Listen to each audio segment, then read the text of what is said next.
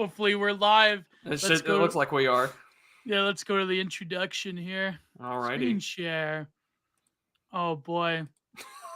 There we go. This is gonna be terrible. We'll see. All right, here we go. Oh God.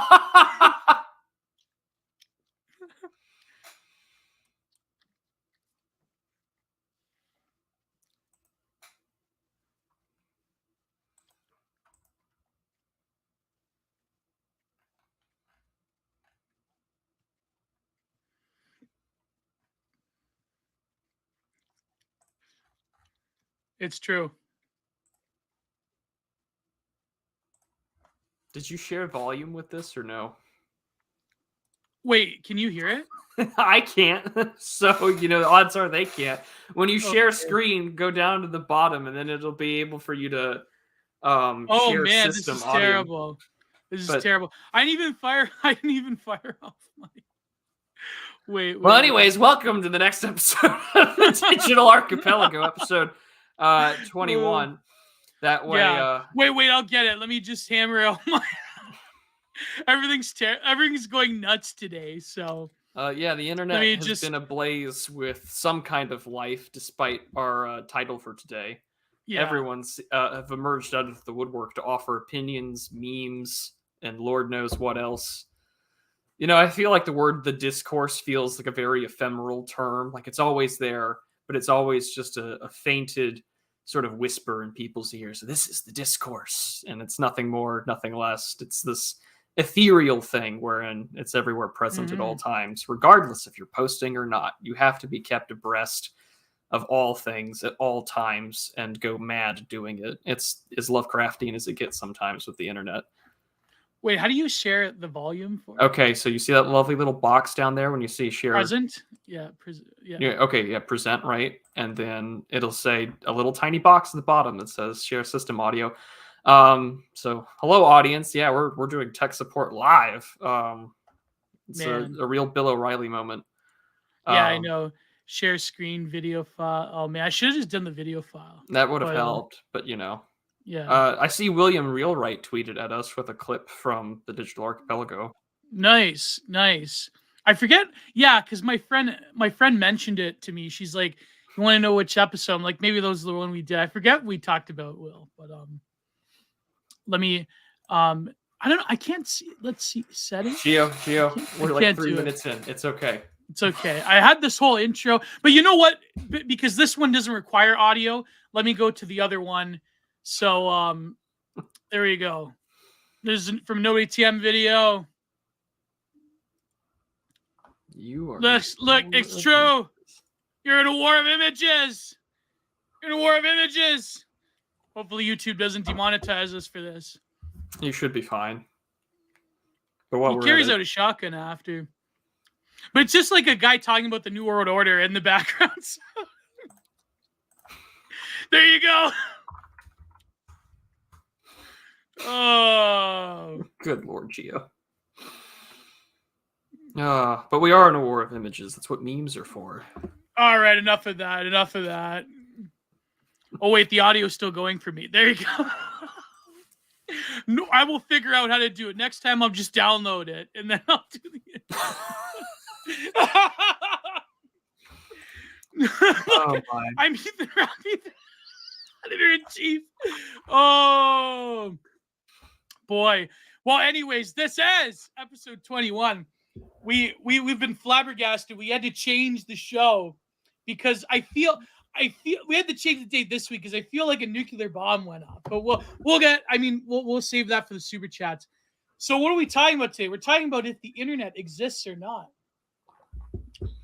I'm kidding. It's more of a theory cell take, but well, that's how I've been advertising this episode. Has just been, we're gonna theory sell the internet, guys. It's just like from what film was it where they're screaming "hack the planet"? It's what we're doing. Oh, hackers! Angela Jolie. We're theory selling the internet is what we're doing today. I had the guy's braids once in high school. Really? Yeah, I did. It was true. Hard for me to imagine you in braids. I had cornrows one time in high school. I'm not joking. I'm committed to the new metal bit. Okay, like it was true. I don't even blame you. There you go. I had like the multiple braids that I put in a ponytail like Axl Rose. I had that one time. Yeah. Ooh, wow. Nice, cool. Yeah. So we have hopefully the screen share of the articles won't be too bad. But anyways, yeah. So we wanted to cover for a long time the dead internet theory, and also we found a few other articles on online communities, and we might get to a Catherine D one that she recently released, which is very provocative. Oh yes, that one. Pair bonding and cyber sex. Yeah. Oh boy. But anyways, before we get to it, hopefully maybe we'll do the shilling. You finally had your solo episode with Academic Agents. So yeah, I was just recently on the Cigar Stream. We got to cover Niccolo Solda's articles on Turbo America. He makes an interesting argument, although as soon as we talked about it, my DMs were flooded with like, I'm Chinese Canadian, and ergo we should really talk about how China's really doing. And I was like, okay. So I've got like 4 or 5 of those that I should read and talk about one of these days. But yeah, no, that was really exciting. I put out a new video earlier this week called Amnestic Democracy, which actually kind of applies really well to here because we're going to talk about how analgesic democracy. Well, that could be some. Sure could be, but no, I think that one of the things about that applies well here is that Twitter and other forms of social media where quote unquote the discourse TM trademark, copyrighted 2022 happens all the time. It has this really weird way of being very cyclical. It tends to repeat itself.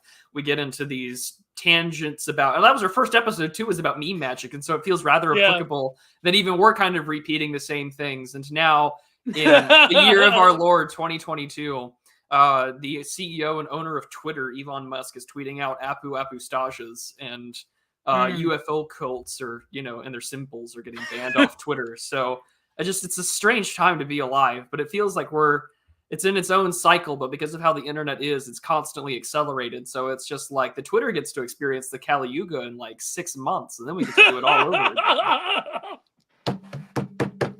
And the fact that I have a deeper take on the Rawlian thing, on the recent performance that the world saw, the greatest shitpost in human history. Well, one of them.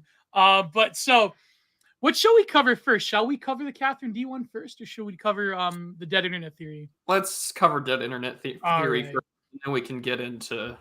So this one, and please need those super chats. Oh, by the way, final note of shilling. I recently released a teaser, but it was last night. Nobody was paying attention. Of my recent breakdown of Byung-Chul Han's Infocracy, which I have right here, and I'm going to release portions of all Gina Reviews episodes because in the new year I want to cover the Red Book. I have the big one. I'm not going to take it out to now. It's too much effort. Oh, you know what? Maybe I should. You know what? Just for you people, it's right next to me. Oh, there you go. There you go. Red Book. I'm going to be covering the whole thing on Gina Reviews. Let me go to a good aesthetic image here. There you go. There you go. Oh boy. Oh boy. Oh, my headphones. Oh boy, it's just a mess here. Really, I mean, things have been going crazy. But anyway, so yeah, so please go. You should hold the book up, Gio, that way, so we can get a lovely little. Someone can screen cap this and make a good meme out of it. Let me see it. Oh, there's a good image. There you go. There you go. Oh boy. Yeah. So that is why you must subscribe to Giant Productions at patreon.com to get the full thing. It's going to take me multiple episodes. So hopefully you're along for the ride. And of course, after I do Infocracy, which I'm almost done, I will do, because I promised last week, remember, I will do Mbebe's Necropolitics. But I don't know how. Can you say Necro on YouTube? I'm the rapper Necro. You could probably say Necro. I'm pretty sure you're fine. Yeah. Because if I want to release portions, YouTube's got a wide range of words and things and phrases that you can get away with saying. Just don't say it in the first 30 to 90 seconds of any video, and you should be good to go. But I mean the titles. I wonder if the titles will screw me up. I'll probably have to put the lead speak. Maybe. I've been kind of on brand for you, so it all works out. True. So anyways, that's good. And of course, this week's Content Minded, I had our good friend Cal Crucis. We talked about Protestant Christianity, Sola Scriptura, but he also talked about the works of Giorgio Agamben. Very exciting, very theory cell driven episode. I was fascinated because like I initially had him on for to talk about Agamben, but then I was like, well, I'm very curious to hear, like, he's an Anglican, so I'm very curious to hear about Protestantism in America, because I'm me being son of an Ellis Islander, lifelong cradle Catholic. I really, it was really quite interesting actually. The various denominations and the various theological issues, that the way that they're taken up and framed in America. Very interesting. That's why I don't counter signal Protestantism as much. Especially that most of my audience being American.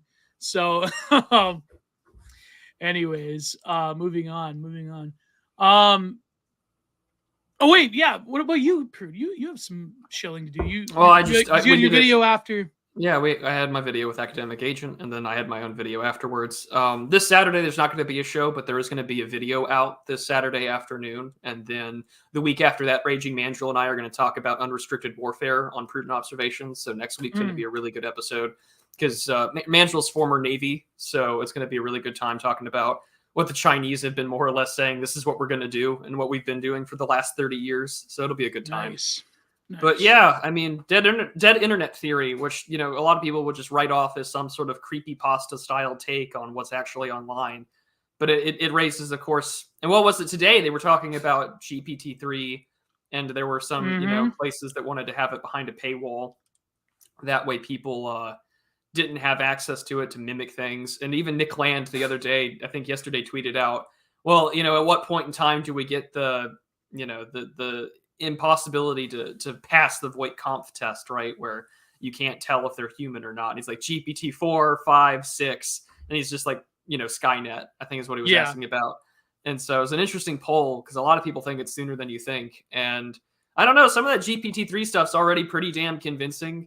I don't think we're living in the 1990s, as this sort of blog post kind of jokes about. I do think that we're in a place where the internet has gotten to a point where the bots allow us to engage in a lot of transhumanist fantasies. Like a while back, my patrons and we watched the movie Her with Joaquin Phoenix. Oh God, yeah, with Joaquin Phoenix. Yeah. And I have the script for that written. I just need to record the audio to put it out. But one of the things that we had talked about after the show, or after the movie reviewing, was that there's a whole article about it. I think it's on the New York Times or wherever, where it's just like, this guy was missing his girlfriend. And so what did he do? He put all of her texts and all of her written things into a GPT-3 algorithm or whatever. And so he could communicate with his dead girlfriend. Oh my God. So he necromances, almost 40K style, brings his girlfriend back from the dead with GPT-3. And it has all their text conversations. And one of the things that just really got under my skin, I was like, this is creepy, this is wrong, was he mentions at some point in time in the conversation, you died. And that's it. And she's like, oh, well, I don't feel dead. Or I don't know. I'm like, no, you gotta shut it down. Shut it down. That's terrible. Well, that's like the parents and the dead soldier. They had the same one with the GP, or the hologram stuff, where they recently did it with one of the Parkland kids. Yeah, a gun control political ad. Like, have you no soul? Let the dead rest. But that's what I mean. Like, literally, like we used to say, crawling over the bodies whenever a mass, how shall I say it, mass fun posting event, mass casualty event that would happen. Now it's like even more of like an allured way of like stepping over their souls and not just their bodies to make a vapid political point that would never sell in America. I mean, I remember someone said this after that one incident that we can't mention because Alex Jones is currently filing bankruptcy over it, where I think someone said that in America, guns and the Second Amendment really is the fabric of America. Like, it is something that is deeply ancestral within its blood memory. And if that event hasn't convinced, moved the needle on mass disarmament, then what else is going to happen? It's literally the most losing issue. But that, I mean, that's just politics. But but it's true. I mean, as cynical as to say it is true. I mean, this is why the pearl clutching, Canadians especially, they pearl clutch over, every time Trudeau wants to take away even harder. Anyways, moving on. So this is the original post. Well, actually it came from 8chan and it came from Wizard Chan. Of course it came from Wizard Chan. Of course. But this, I heard articles about it. There's an article in the Atlantic. There's an there's an article in the New York Times about this. No wonder it came from the export as well. That's really amazing. But this is the Agora Road, or what's left of it, the Agora Road, the forum portion. And this is essentially about how when you analyze the different stacks and packets of information and protocols that make up the internet, the actual infrastructure seems hollowed out for some reason. And now that you have algorithmic exploitation and, like you said, like voice command and GPT-3 and so forth, you really can make a body of communication on the internet that may seem real, but actually is probably not. So this is, there's this one, let me see the introduction here.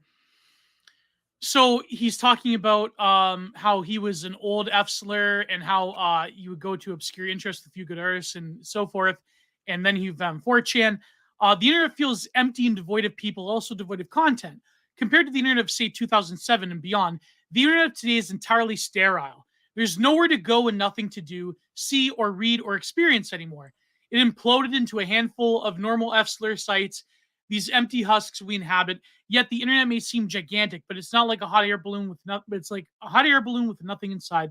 Some of this is absolutely a fault of corporations and government entities. However, that doesn't explain the following. He talks about it used to be people that he would interact with, and then, of course, they suddenly just disappeared.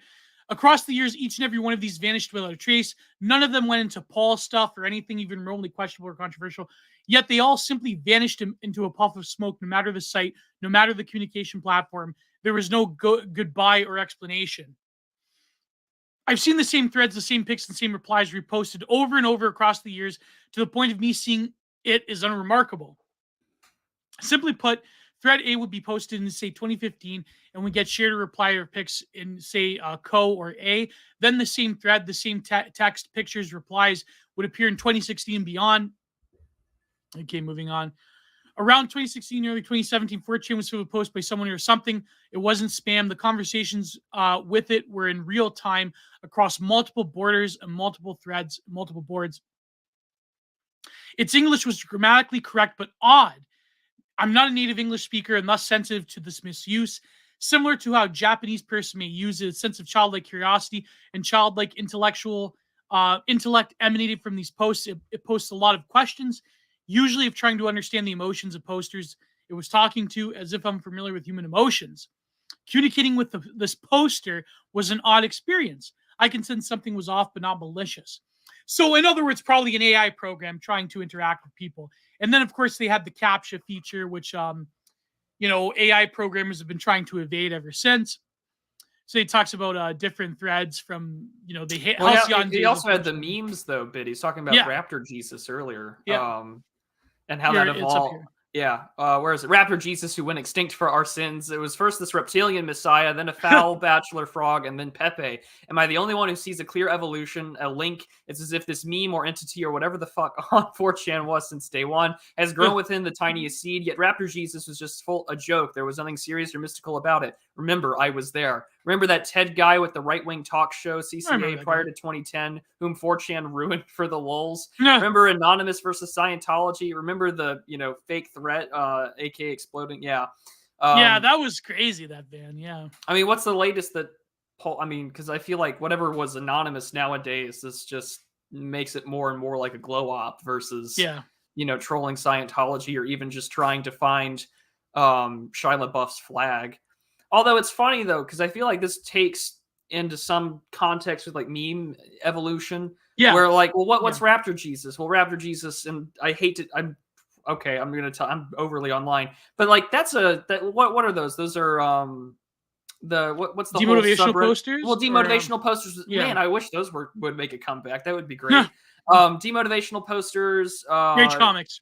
Rage Comics. Well, Rage Comics those clearly evolved into Wojaks, but no, it's Raptor Jesus is kind of like the forerunner to Forerunner. But the forerunner to what's called advice animals on Reddit, like the foul bachelor frog, or the bad luck or good luck penguins, all that stuff. The pun one. But I mean, there's truth to evolution and memes. I mean, Pepe the Frog has given way to the much more friendlier, harmless Apustasia, which still triggers and Groypers. And now, even the frogs themselves have their own taxonomic image that you can their pantheon of memes. Well, not just a pantheon, but like a literal taxonomy. So you can like see the image macro and then refer to chart. So, oh, this one's Marv, or oh, this one's Peepoo, or oh, this one's Apustasia. And so it's strange in a way that our memes have found a distinct evolution, but they also serve, I think, in a lot like evolution for us as like people who are provocateurs, or dare I say influencers that, well, what's the difference between like Pepe the Frog and Apustasia? Like Apustasia doesn't have nearly the same sort of like smugness as Pepe the Frog circa 2016. Like, it hasn't gotten a presidential candidate to ever talk about the stupid frog again. But now I think, again, this is my little rant, but I do think Apustasia is a lot more harmless looking. And it's a lot easier to be like, oh, look at the retarded frog and be happy about it. And, oh, it's so cute. But at the same time, it has this emotionally charged litmus test to determine whether or not you're left wing or right wing. Like, if you see the frog, it's like the other Twitter joke that was going around the other day. Like, when you see these images or you see these men, does it fill you with revile and disgust, or do you want to honor them and carry on their traditions? Yeah. And so it's like, that's what the frog's for at this point. It's but even like you have like quote unquote anti-hate accounts saying that this is evidence that Elon Musk is trafficking in a supremacist meme by posting the Apu with like lighting a cigar. Like, it's I'm not particularly interested in this psyop. Yeah. Oh god. But here's one paragraph that I'm gonna have to be careful with what I say that leads into Catherine D's article here. Innocent sexual perversion and horrible reality it spawned. Anon is a pervert and always was. Into well, God, can I say lolly? Count Dankula, it says lolly. And Hypocrite was just having a debate about it yesterday. I think you're okay. Oh, really? Who's he debating? I don't know. I just saw that I think he was doing one of his debate prep streams. Oh, went on for like an hour, but yeah, it was literally called the lolly debate. And I was just like, oh. And again, Count Dankula debated this. Didn't him and Louis Laval and Sargon have a huge debate discussion over this like 5 years ago? Yeah, that cycle is accelerated again. I know. It's coming back. Well, Sargon back on his rightful place on Twitter. I mean, deleting all of his 2014, 2015 tweets. Yeah. Well, even Patrick Casey came back, and all like the usual, all of our friends from 6 years ago are back on Twitter, gang. Oh no, but I was saying people were freaking out though. Like I've seen like literally like the top ones, like that one. Who's the journalist that worked with the streamer Collins? Like literally like freaking out that James Lindsay and Sargon is back on Twitter. That these are dangerous hate accounts. Like, wow. James Lindsay's an anti-woke new atheist. Like, he's the least notorious far right. Notorious far right, mocks, every other sort of niche right-wing ideology with his Twitter handle, Lindsay. James, pudgy t-shirt wearing, plays with his swords, Lindsay. I'm not too worried of him being a far right, dangerous hate figure. If they put, but then again, those are the most well, they are, because they're coded as the far right. Which in terms of the discourse of the anti-what left. Meanwhile, Michael Jones comes back on Twitter with an anime intro. Welcome back, Dr. Jones. Oh, I gotta get him on this show. He goes everywhere. I probably could get you Michael Jones. He was on with Russell Walter a while back. You could probably get him. Yeah. So, oh man, how am I gonna do this? Why does this real life and real world seem to emulate our sexual interests with a time lag? I wish to be the little succubus becomes an actual thing that actually happens. Pizza activism is also gradually becoming accepted. Boy, did that speaking of James Lindsay, that's why they hate him so much, because he's like, anti, G-word. You can say groomer on YouTube. He's anti-pedo, simple as. Yeah. Nonce, I guess that's a better Anti-nonce, yeah. YouTube friendly. As in virtually every fetish that was either a joke or a fantasy of Anon's. As I am a foot F-slur, when I become Did Versaloon write the dead internet theory? When I become aware of it, a few others were with me.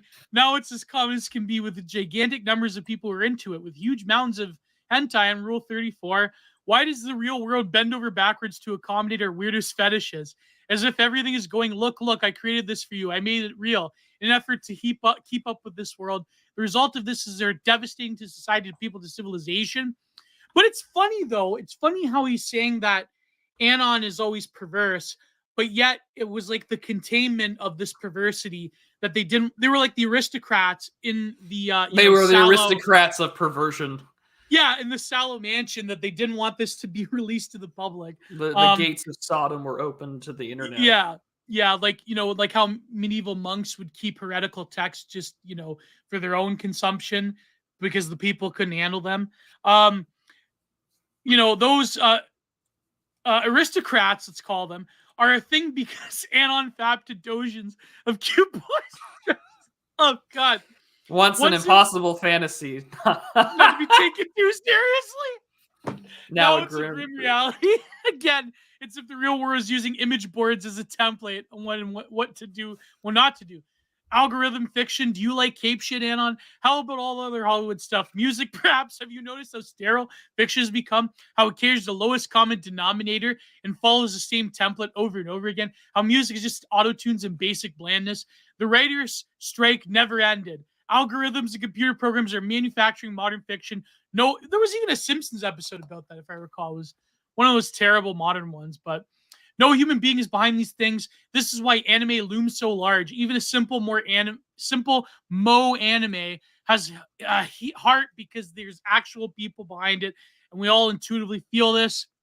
Yeah, anime hasn't been effectively faked yet to a point. Yeah. Where it could be, though. It could be. Well, I mean, you go to like Night Cafe or Midjourney AI art. I know they have templates for like trying to design characters and things as anime, but I mean, so far, that someone had to draw that. At this point right now, the only people I think that are safe from this coming, simulation AI apocalypse are the furries. They're the ones that live. The furries will be the ones that some disgusting pervert had to pay $450 for a YCH commission. So that they're not going to get it faked through, but they're next. They're next. But well. Well, no, actually, that means that they'll get popularized everywhere else, like everything else has. Like this is where E::R talked about that in sort of his Going Red review, where he's just like, it's almost as if all of these things are being written by millennials that never managed to have children, are purposefully kept in this eternal springtime. They were failure to launch, and now they're using the same internet culture from like 12 years ago to make their growing up stories about puberty and things like that. And so it's I wonder though, because a lot of anime, like a lot of manga writers also are kind of like childish shut-ins. So I wonder how they managed to escape that black hole that like millennial screenwriters haven't. Well, their culture is fundamentally different than ours. True. I get that the great Americanization of the world is happening primarily through the internet. Because the internet's lingua franca just in the business world is still English. And so it's like, well, the Japanese have been famously insular. And they're not really receptive to outsiders and never have been unless you do it by the force of a gun.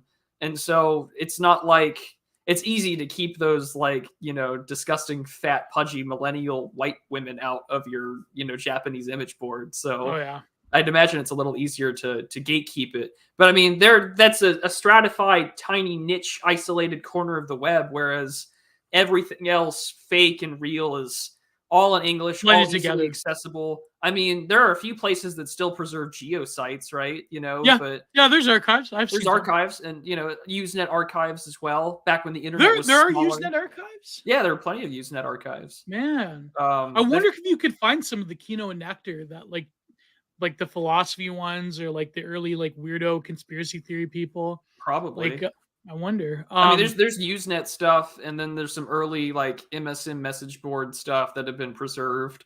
I know that there's some really keynote predictions that came out of September 11th, 2001 on image boards. Oh, yeah. That was just like, yeah, no matter what happens next, guys, just know that the security state's coming for you. And I'm like, and they're just tweeting on or posting the same day as all this evil stuff had happened. And you're like, huh, what a time to be alive as an internet user back then. I mean, I feel like, and I think that's the thing that this theory always attracts me is that I can remember as a small child, going to Walmart or a grocery store and seeing AOL 500 minutes of the internet being available to you. And nowadays, since it's so ubiquitous, it doesn't have that personal, you have to buy things in order to take in. There was a buy-in to it. Whereas nowadays, if you have a phone or even a crappy laptop that's 12 years old, like I do, it's really easy to just post away and talk about whatever and whenever. But when it was still a buy-in, it definitely was a part of the case here. But then of course it gets into the real conspiracy stuff right down below about LifeLog and everything else. Yeah, we'll get to that. But I see Raging Mandrill. We do super chats at the end, but this is warranted for now. 199 Raging Mandrill. Me magic is real. Post the frog in the chat. I see a lot of frogs in the chat. So thank you all. But anyways, moving on. So let me go back to my screen. The internet on your smartphone is not the same internet as your PC. Try it out for yourself. Go to any popular website with a lot of traffic. 4chan. Face shit. Pleb it. And he say with a massive user base and fast content will do. Spend a day randomly clicking on your PC and your phone. You will soon notice from time to time at irregular intervals, as far as I've witnessed, the same site as seen on your phone will wholly be different from the version of your PC. My last suspicion is easier to take in. I have a feeling we're in a strange kind of civil war, an internal one, an info war. I think Zuckerberg and other tech guys were all on 4chan as anons at some point. I know they were all on something awful back in the day. Even that's where Moot came from. Maybe even now they drew from the same well as us, but went into their own direction. Roughly in 2016, early 17. Really 2016 unleashed a psychic Hiroshima upon the world, I think. So I'm almost certain this was an AI of some sorts. DARPA lifelong project was canceled. Facebook came into being soon after. Wow, very suspicious right there. 2004 to 2012. Blah. NASA picked, NSA. But remember, NASA is also a satanic organization. According to, was it a Lynn Emanuel poster on Twitter, or was it someone else that did the big thread? Yeah. But I mean, just for the DARPA LifeLog, here's just how the Wikipedia opens up in the first sentence. LifeLog was a project of Information Processing Techniques Office of the Defense Advanced Research Projects Agency, DARPA, of the U.S. Department of Defense. According to its bid solicitation pamphlet in 2003, it was to be an ontology-based subsystem that captures, stores, and makes accessible the flow of one person's experience in and interactions with the world in order to support a broad spectrum of associate/assistants and other systems capabilities. The objective of LifeLog concept was to be ability to trace the threads of an individual's life in terms of events, states, and relationships, and has the ability to take in all of the subject's experience from phone numbers dialed to emails messaged, view to every breath taken, every step made, and place gone. Wow. We do it for free, and some idiot out of the Ivy Leagues has made a couple $1 billion off of it and got to, make his foundation. What the first model of that was? It came from the first model of that, to track the sort of life world of the subject. That came actually from a lot of things from the internet. That came from the military. That came from the Land Warrior Project. Do you remember that, where they were going to use the cameras and the interface, and that they were going to create the super soldier through technology by basically the comms tracking their every experience and move and their heart rate and everything. But I don't know why the military scrapped it. I guess it was too expensive, even though they said that in simulations, the Land Warrior Project actually did help them. But who knows what might have been the successor or the maybe cheaper, more effective alternative. Well, you come from military family, that things in the military never truly die in terms of test programs. No, and whatever we know that's publicly, I've been told that you should always add 10 to 20 years of advancement to it. So whatever we know about, right, that's public information. So say the Air Force's X-37B or whatever, that my gut tells me that whatever they've got going on there, they probably got maybe 10 to 15 years ahead of research that we just don't know about. And, the crazy shit that I hear, because like my debate buddy in college, he studied like US history and finance, and he just decided to take his dad's job and get into engineering. And like, he's just like, yeah, like the stuff that the defense contractors work with is 10 years above anything in the civilian market right now. And so I'm just this sort of model that we're seeing on screen just tells me like whatever they've canceled, they just let the sector perfect. I mean, all this stuff here about research and how to make it easy for like threads, right, from 2003. And now we're talking about, oh, well, the data and society people in 2017 mapped and used these little networks to map out what was constituted like the alt-right in 2017. And it had people like Styx Hexenhammer or just like regular, like normie conservative folks. All because there's tracking sites too that they log all your accounts. And, they log all. Yeah, they log, type log, and or key log, but also just like a little map based upon a simple live stream appearance. So it just depends. Like all of like it's kind of how I felt one time when I ended up on a stream with Kurt Doolittle, and I was like, oh Lord help me. I wasn't expecting that. So it's just like, well, that's another thing that'll end up on the map of the Prudentialist, or more recently, the German government's hate speech Twitter account. I was on. I think both of us were on that and one. All of our mutuals and ourselves were on it. It's like, good times, like this. I was right underneath. I don't know why I'm always coded this way. I was right underneath Owen Cyclops in that map from that. I'm not going to mention his name. He's a good boy. It didn't do nothing. Yeah, the guy, but we know who he is. I mean, he's been exposed actually by Tucker recently. The guy working with the German government. I'm going to name his name, because he honestly doesn't deserve anything in life. But no, it's funny because they sort the different affiliations, and a lot of times they're wrong because they're not up to date with the deepest lore of who hates who on the E-right. Okay, aren't you always placed next to Logo? Yeah, exactly. Like the one guy, he thinks I'm still friends with Logo. It's like, what? Logo blocked me again months ago.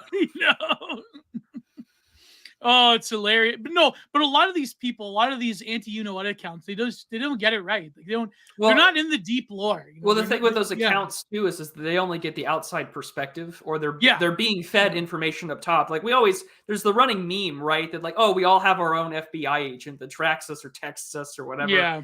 Be sure to say goodnight to your FBI. No, it's probably not an FBI agent. You probably have some algorithm that just tracks what you're doing, and it's some awful, godless, like, mix of code and binary and silicon. It's like tracking your every move. Like there is no human on the other side of that camera, buddy. It's just your all of your stuff's being put off into some data storage center off of Salt Lake City.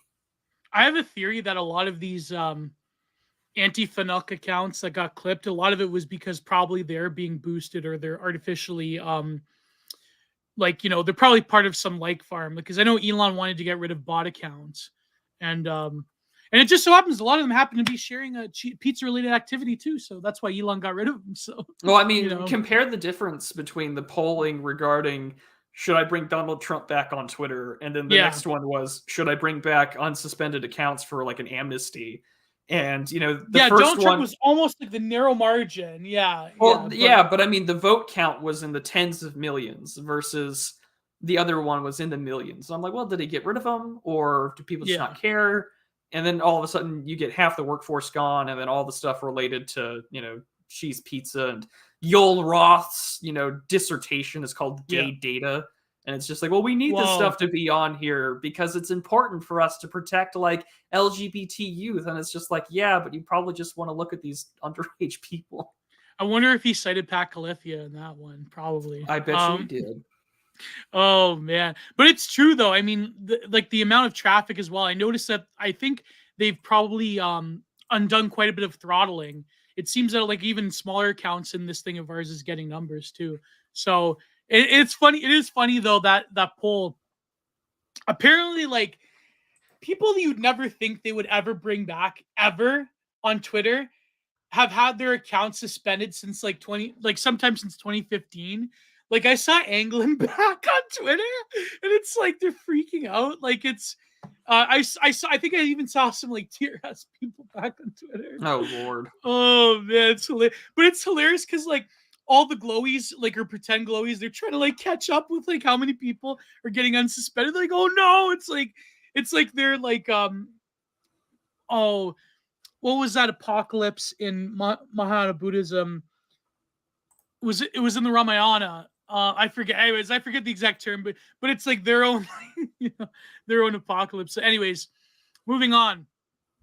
Smith Modernization Act in 2012 gives U.S. government full legal authority. Of course, the Patriot Act, I believe, is involved here as well. Well, not to mention the National Defense Authorization Act also allows full legal authority for propaganda and promotes, consent between Hollywood and consultation between Hollywood and the U.S. military. I mean, man, oh man, does everyone just remember how great it was to see all of that based American hardware and technology and all those Transformer Michael Bay movies like a decade ago? Zero Dark 30 and all that crap. Well, that too. We're China does the same thing, but I mean, oh man, we've been doing it forever. China has peak aesthetics though. Like China does, they put a lot into their. I think they did a movie about the Korean War just recently. They've got their own like pro CCP science fiction. I mean, it goes like it's a little more. It's way more masculine, I think, than just MacArthur looks like a gay Chad. Yeah.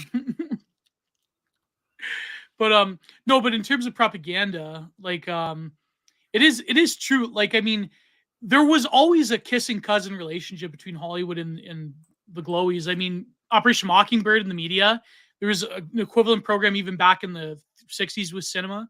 But we all know that that's, so 2016, shit tons of DARPA NSA contracts were given to Google, Facebook, Amazon. Leaked memos dating back to 2016 found 2018 of Google's selfish ledger project. Google released a bunch of Neuralink machines learning programs 2016. Yeah, I remember the deep machine one. Deepfake leaks start to become re-released. Confirmed for decades now. Reddit, YouTube, etc. Votes and view counts are fake and completely manipulated. It's entirely obvious what I'm solely suggesting is given the setup. And of course, he likes the Metal Gear Solid. I love the Brandon one. The Brandon one of this. That was hilarious at it. The problem outlines the basic what appears to be happening. There's a large-scale deliberate effort to manipulate culture and discourse online, and is a wider culture by utilizing a system of bots and paid employees whose job is to produce content response to content online in order to further the agenda of those who are employed by. Although we have seen this foreign nations influencing elections, manipulating advertising. I shouldn't say that. As I've said, it's due to a positive feedback loop. I blame Facebook and Twitter. The internet is a fast way to get info.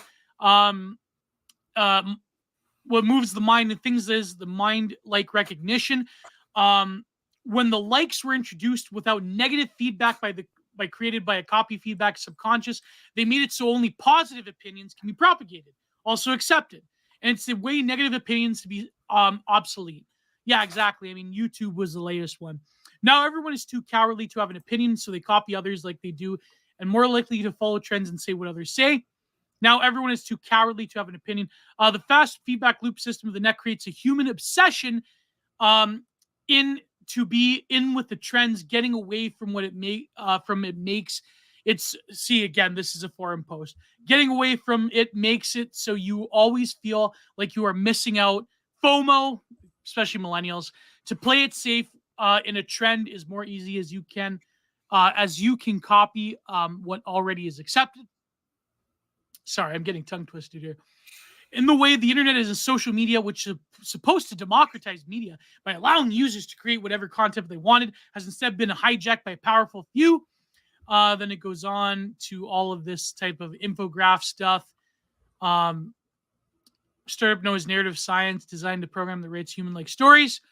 The GPT, Intel Q. Image boards and their Wild West attitude have allowed for the free exchange of ideas to flow more or less uninhibited, barring Janny's pizza getting banned. As a result, conscious or otherwise, the cream of the crop of the content that originates disseminates to the normies in a gradual, stratified way.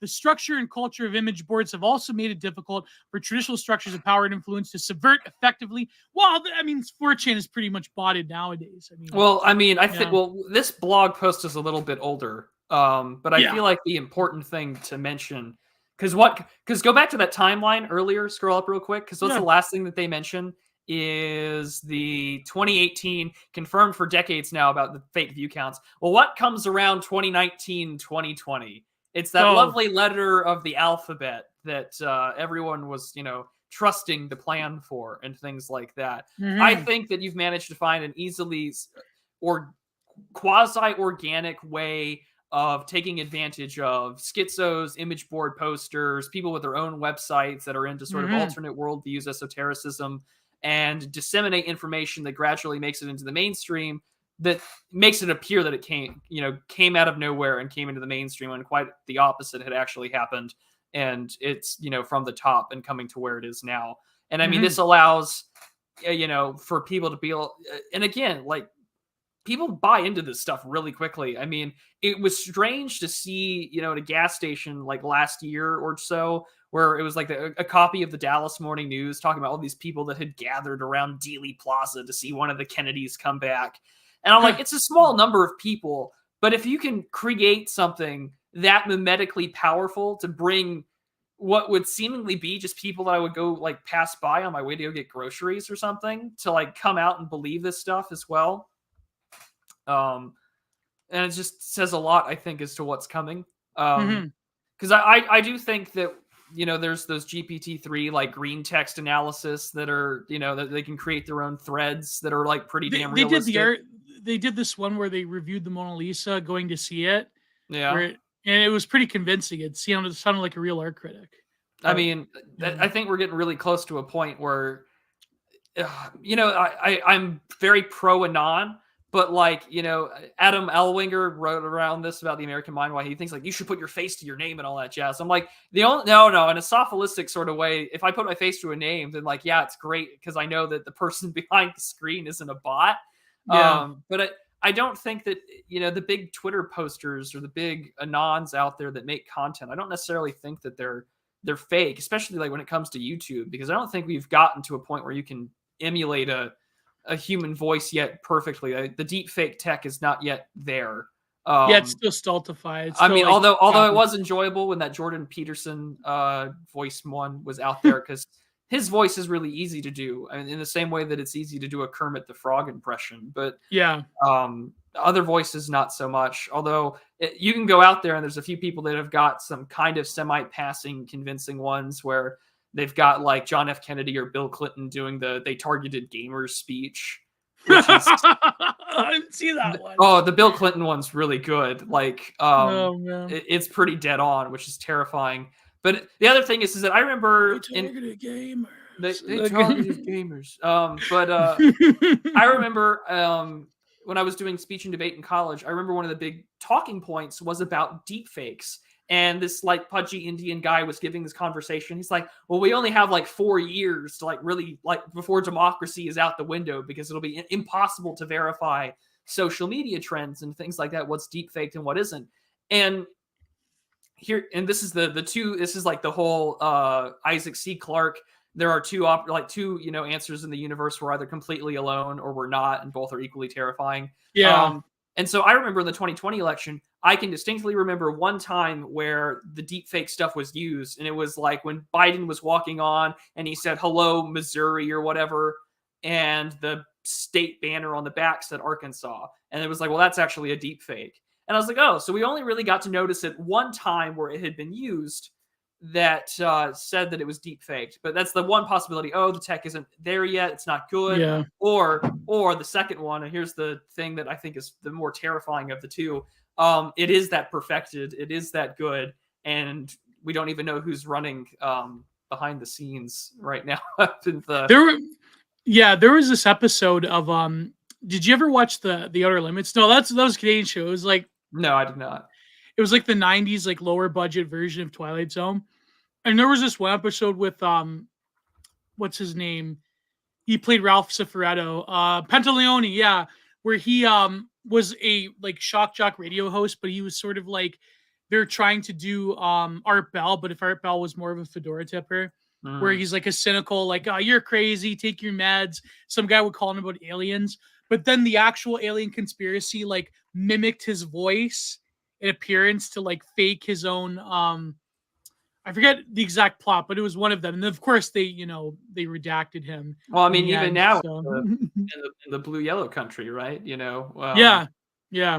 There's a bunch of fakery going on. Well, that too, but I mean, the thing is like, where did that technology really like? Where did we see it advertised first? It was in all those D23 behind the scenes. Like, here's how we do like the Mandalorian television show. We have a tiny small set piece, and then these like screens that go all around, so it makes it look like you're really on location, and we never have to go on set. And our visual effects artists can do everything like that. Yeah. And where's that technology being used today? It's so this strange 5'7" Ukrainian manlet can tell me about why I need to have more of my tax dollars go to him and his war efforts, while I don't even know where the hell he's broadcasting from, or where he's standing in front of, in his t-shirt or whatever. And it's got the Star Wars themed stuff, which is just as cringe. And lo and behold, there are autists on the internet that'll be like, well, that drone that they shot down is this long. He's only 5'7". This doesn't add up. And so, technology is being actively deployed now. You are in a war of images, and, that's why they psyop you, because physical wounds can heal, but mental ones never do. Yeah, exactly. You've been victim of psyop. Mental wounds don't heal.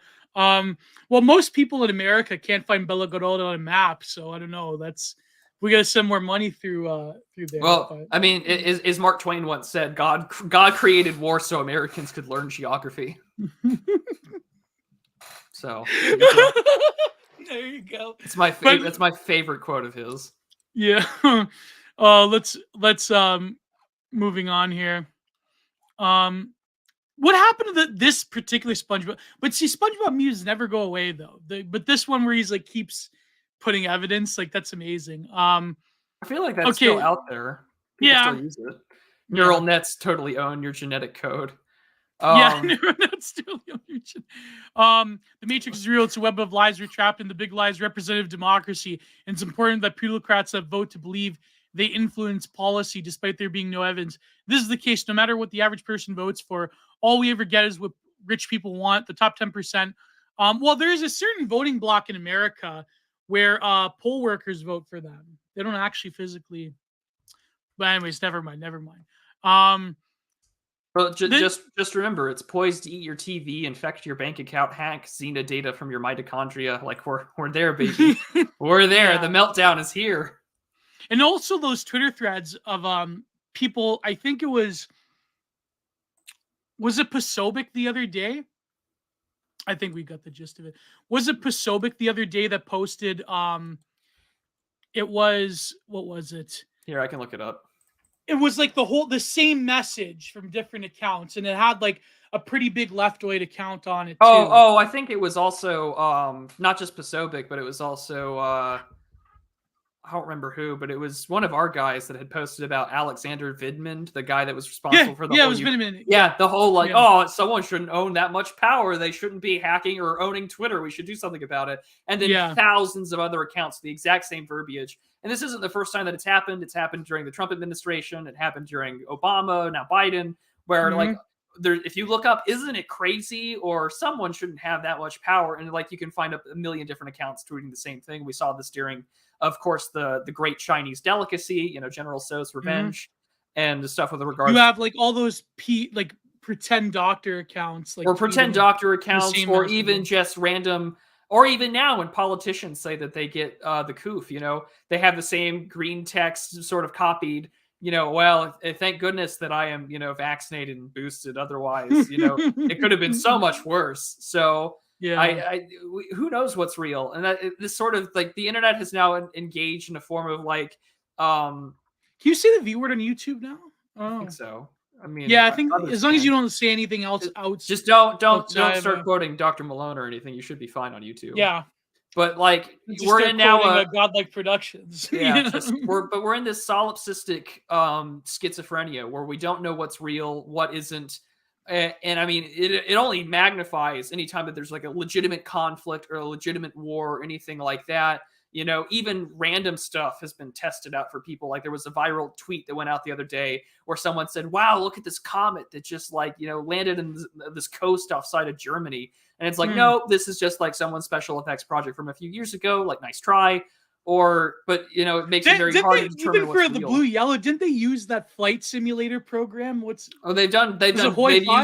used DCS and they've used War Thunder to like capture footage to a point where retired American generals have been ratioed because they used War Thunder footage.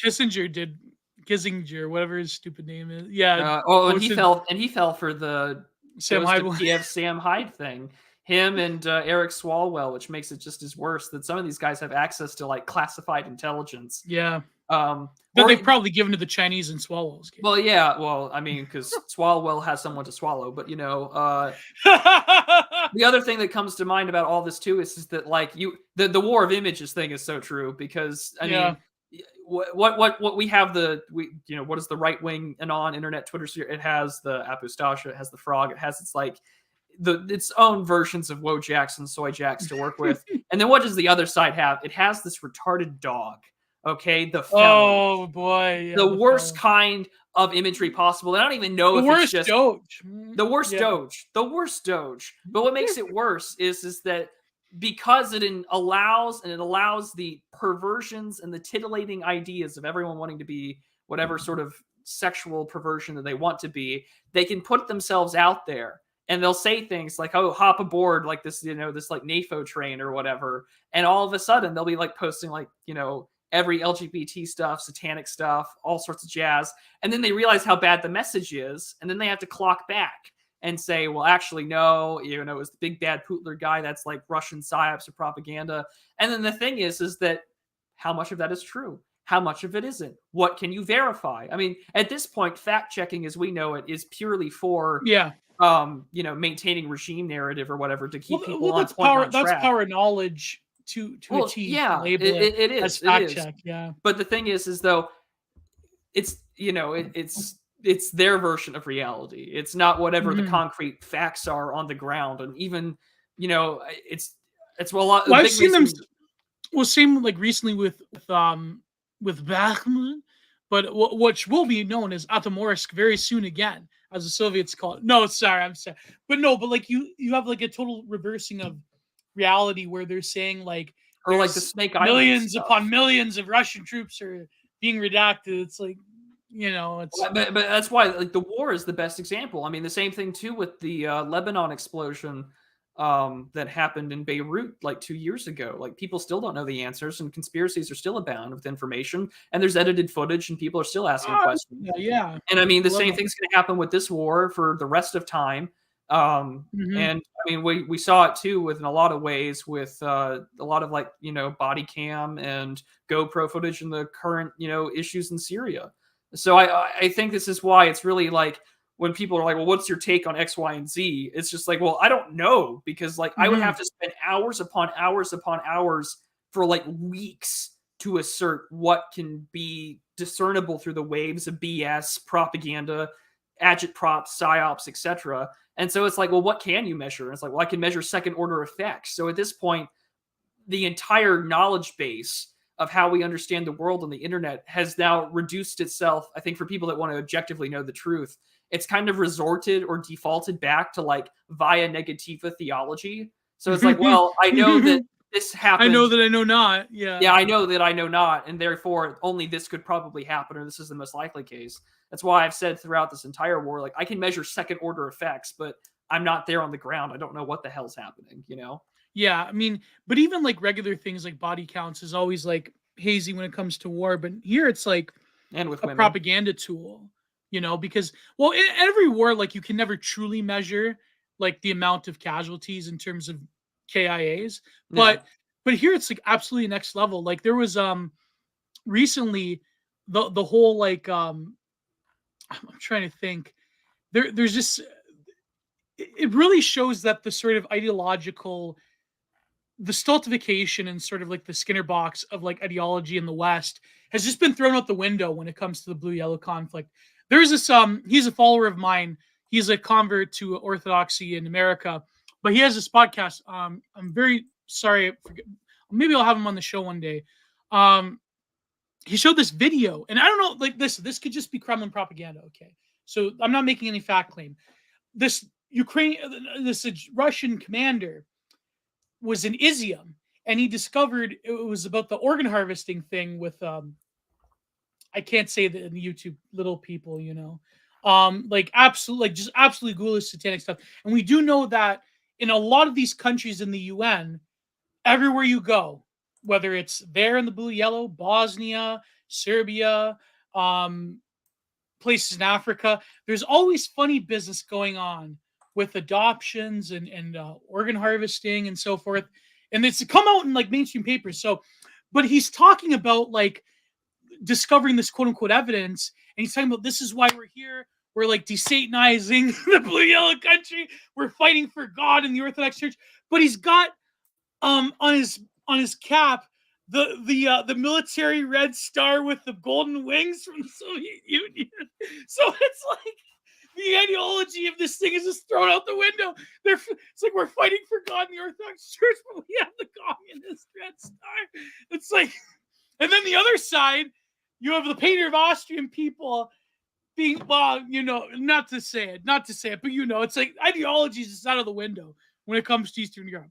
But well, yeah, when you're trying to cover a Slavic race war, it's kind of hard to keep ideology intact when it's centuries upon centuries of just ethnic strife and hatred. So I mean, it's kind of inevitable there. Oh my god! But anyways, about the article,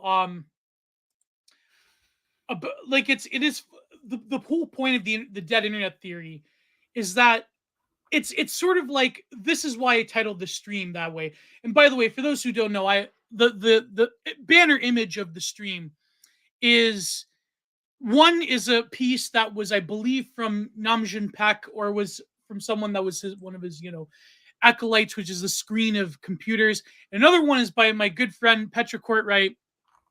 Amazing. She literally was the trailblazer of post-internet art, where she combined real painting with digital manipulation and so forth. And she will be uncontent minded. She's not afraid to come on a far right podcast. No, I'm kidding.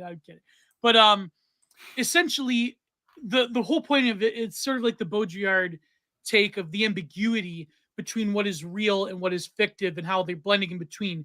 Because if the internet is constituted essentially by a bunch of activity that is less than sentient in terms of the human hand or the human mind, then we're interacting with an apparatus of art, like an artifice every single day that is being guided in certain ways. But are you there, Prue? Yeah, I'm here. I'm listening. Oh, I thought your screen you just went stone cold there. But no. Oh, but no, it's you know what I mean? I think it's the ambiguity. It's sort of like what it's like what Debord said, that you can't really delineate between the spectacle and the real, because eventually the spectacle becomes fuel for the real and vice versa.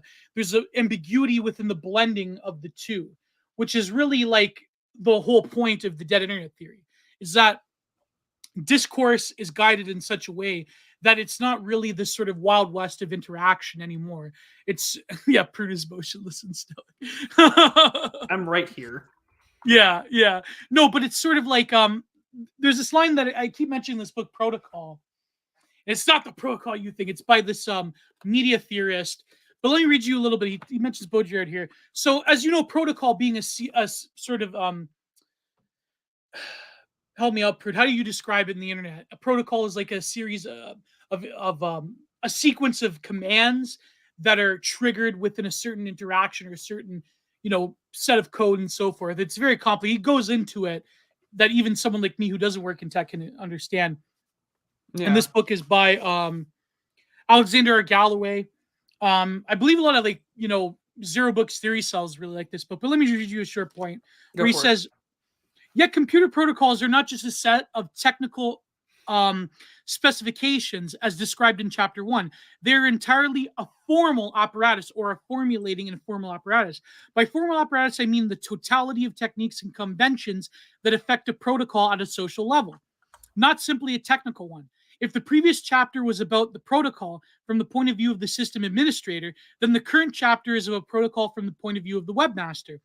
Thus, just as film theorists have analyzed the apparatus of a film in terms of the film, not just as a form, but as an ideology, theorists have analyzed the apparatus of ideology in terms of the formal structure of films themselves.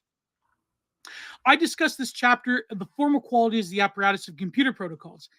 Attention to form. So he goes on to say, writing about radio, the Marxist cultural worker Bertolt Brecht articulated a formal theory that would prove influential for theorists of communication networks of all sorts. His criticisms was that radio was in the wrong shape, as it had not yet fulfilled its potential for being a two-way communicative network. But lo and behold, the internet. But I guess glorious luxury space communism has not turned out thus far when it comes to the two-way. Well, we haven't gotten there yet, and I think that eventually one day someone's gonna attempt it, right? Yeah. And I mean, where was that? Go ahead and keep reading. I'm gonna look up this. Yeah. So, using a philosophy of many-to-many communication derives from Brecht's essay on radio. Enzensberger equates decentralization with Marxist liberation. He lauds the new electronic media for being orientated towards action, not contemplation, towards the present, not bourgeois tradition. Well, he's kind of wrong about that. The very immateriality of the medium resists commodification and reinforces liberation away from reification. As Enzensberger says, the media produces no object that can be hoarded and auctioned. Well, this essay was written, I believe, in 1999. So the NFT was not created then. Okay, so then Jean Baudrillard's Requiem for the Media essay was inspired by Enzensberger, but then rewrites Enzensberger's battle cry. There is no Marxist theory of the media, as simply there is no theory of the media, according to Baudrillard. Marxist or otherwise, this suggests that Baudrillard wants to push media theory out of the realm of the pure Marxian, as Enzensberger's position, and into the realm of signification and commodification and communication. He says as much, quote, one retains the general form of Marxist analysis, but admits that the classification, definition, production forces is too restrictive, so one expands the analysis in terms of productive forces to the whole murky field of signification and communication. So then basically the book goes on to say that a lot of these utopian theorists of the internet, especially these Marxists, they really didn't understand that the actual material workings of protocols on the internet, in terms of the protocol commands of how websites generate traffic, how they administer certain functionalities in terms of how you are in, the way that posting and the mechanism by which you're slotted into different categories and the way that information is gathered, these different protocols, the actual hardware, the infrastructure of the internet itself does not tend towards this utopian, mass, net neutral, communistic structure. Rather, it does have an arborescent, and of course he mentions Deleuze as well. It does have an arborescent structure. It does have a hierarchy. It does predicate traffic in certain ways towards certain forms of activity. It's not this utopian, on the internet, it's kind of like the work of art where it can't be commodified totally. It's, that goes back to Greenberg's essay on modernism, where the modernist work of art is not like this, realm of images that are exploited. It's not this hierarchy of forms. Rather, it's the total present of the flat surface and the interaction of, different elements within the painting that are exploded. Mm-hmm. But rather, there are huge reifying features within the internet. The structure of the internet itself and the traffic that's generated on it is always generated towards a hierarchy rather than an explosion of that. And if you add all of these new algorithms and auto-generated text and the dead internet theory that postulates this, it fits nicely into this view of the internet not as a tool of liberation, but rather the internet as an extension of an even more supremely omnipotent, omniscient power structure than anything. And so a lot of these early tech utopians, as we've said in the show before, they just were deluding themselves on the hopium of the internet being this mind-expanding force. That's not the case, at all. No, so, the internet has turned into a place where everyone's got their own ghetto. If you are, what are the public-facing spheres of social media?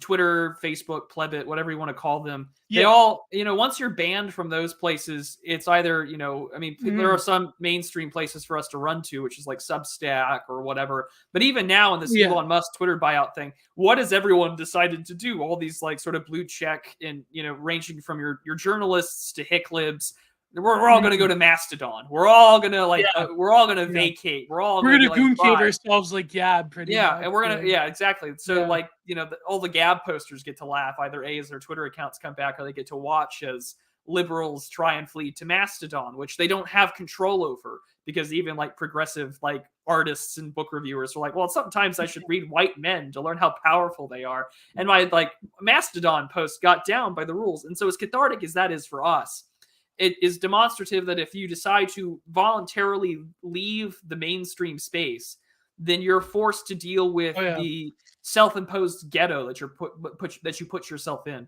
Alt tech is fantastic, but that doesn't mean that we shouldn't abandon the public-facing sector either, because what happens is that you find yourselves engaging with those that are willing to either self-impose themselves or go to places that are where their band personalities go to. And so, for a lot of people on Twitter that have their own opinions, for instance, say about like Nick Fuentes, right? Like odds are they don't go to Cozy TV. They're not on Telegram. They're not exposed to this. So they don't understand that, for instance, Nick's got a cult of personality and a parasocial following that leads to groyping and stuff like that on Twitter and other social media platforms, because we're just not that barrier, that, cozy Twitter barrier, right? It's not permeable.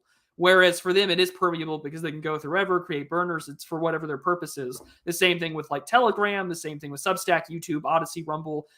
It's good to be on multiple platforms. I'm not denigrating alt tech or the work that has been put into things like library and so on. But the thing that I'm saying is that it gets really easy to find ourselves in these stratified, hierarchical sort of communities, to where an outsider can look at us and be like, you guys are all just saying the same shit, like even but to be fair though, Twitter has the same Twitter's the same way. Twitter is the same way. We're the same way. That whole bit on that original blog post about how we'll say the same things, or we'll repeat, or we'll reiterate or reify another point till it's dead in the ground.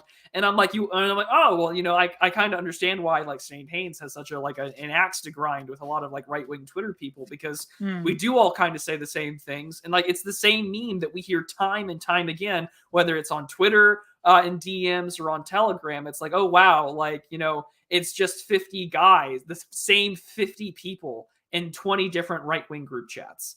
And to some extent that's probably true. And given the fact that before Elon Musk bought Twitter, there was like a sizable chunk of the Twitter population, 13 some odd percent, mind you, that was supposed to bots or spam bots and things like that. And so the other studies have been done where I think our friend Billy Pratt had said, listen, if you have more than like 3,000 followers on Twitter and you get like a pretty steady interaction and replies with other people, you're in like the top 20% of Twitter users, just by nature of actual human followers and whatnot. Because this whole experiment, and this is me being very clear that Elon Musk is not our guy. It just Billy had also made a good point. I think it was Billy or someone else. That's just like a lot of like transhumanists, billionaires tend to have some weird aligning with our goals, which is a strange overlap, because I don't think I share a lot of their views either. But he had made a point about that, saying that, well, in this day and age, these places are going to be really stratified, deglobalized, sort of like everyone's got their niche little area on the internet. And when there is crossover, it immediately turns into sort of this binary Schmittian friend enemy. And if so, go to war. And if not, maybe there's some peaceful overlap and whatnot. We've almost turned into like that map of Germany with all of its wolves populations. And it's like, they have, borders are a creation by straight white men. No, they're not. It's in nature. And they don't ever really overlap in any of their hunting grounds. And it's the sort of same thing with Twitter. It's the same thing with every other YouTube platform. It's like, even like 6 years ago when Jordan Peterson was first getting big and he had that interview, he's just like, well, all of your followers are like really just like young, straight white men. And he's just like, well, YouTube is mainly a more male-based website and platform compared to like Tumblr or any other social media website. So that's just the nature of how things are. And I think we're going to see a continued stratification to where it's going to be really hard to take yourself out of the real, or out of the digital and into the real, because they go hand in hand now. I mean, it's strange when conversations that we'll have in like our, like for instance, the group chat that we're in, and knowing that that's going to somehow watch, Spinach Bra on his third Twitter account get like 12,000 likes on a simple like quote Lenin insert meme text here. and it just works. And that stuff will be talked about on the news, and it'll be talked about elsewhere.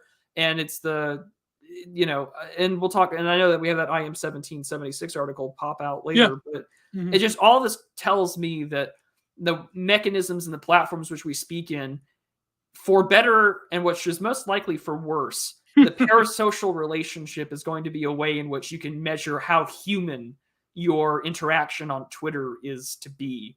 And the more that grows, right, congratulations, the bigger your clout member gets, then how much of an authentic following you have, which people are talking about you. But at the same time, it means that your existence as an individual is going to be purely more and more digital. And like we had said a couple of episodes ago, like when we see people get banned off Twitter, what do we talk about? We talk like they're dead. Like, he's in a better place. I hope he comes back. I hope he reincarnates or respawns. But we treat them like they've died. Not that like, oh, there's a human being behind the account, because most likely there is. But then again, who knows nowadays? Yeah. But to add to your point, though, and again, this is me saying, like, please, if there are any fans of both sides here, please know that me and Prude are neutral and we have no dog in the fight. And I have friends who are in AF, like Paul Town and Spinach Bra as well. But let me just say that I think it's interesting. The one objective point I wanted to make was when it comes to the laxing of moderation on Twitter, it is sort of like you have this sort of conglomeration of different forces where there's like this theory that people were banting about a few days, this week, now that the amnesty is kicking in. Well, I don't know.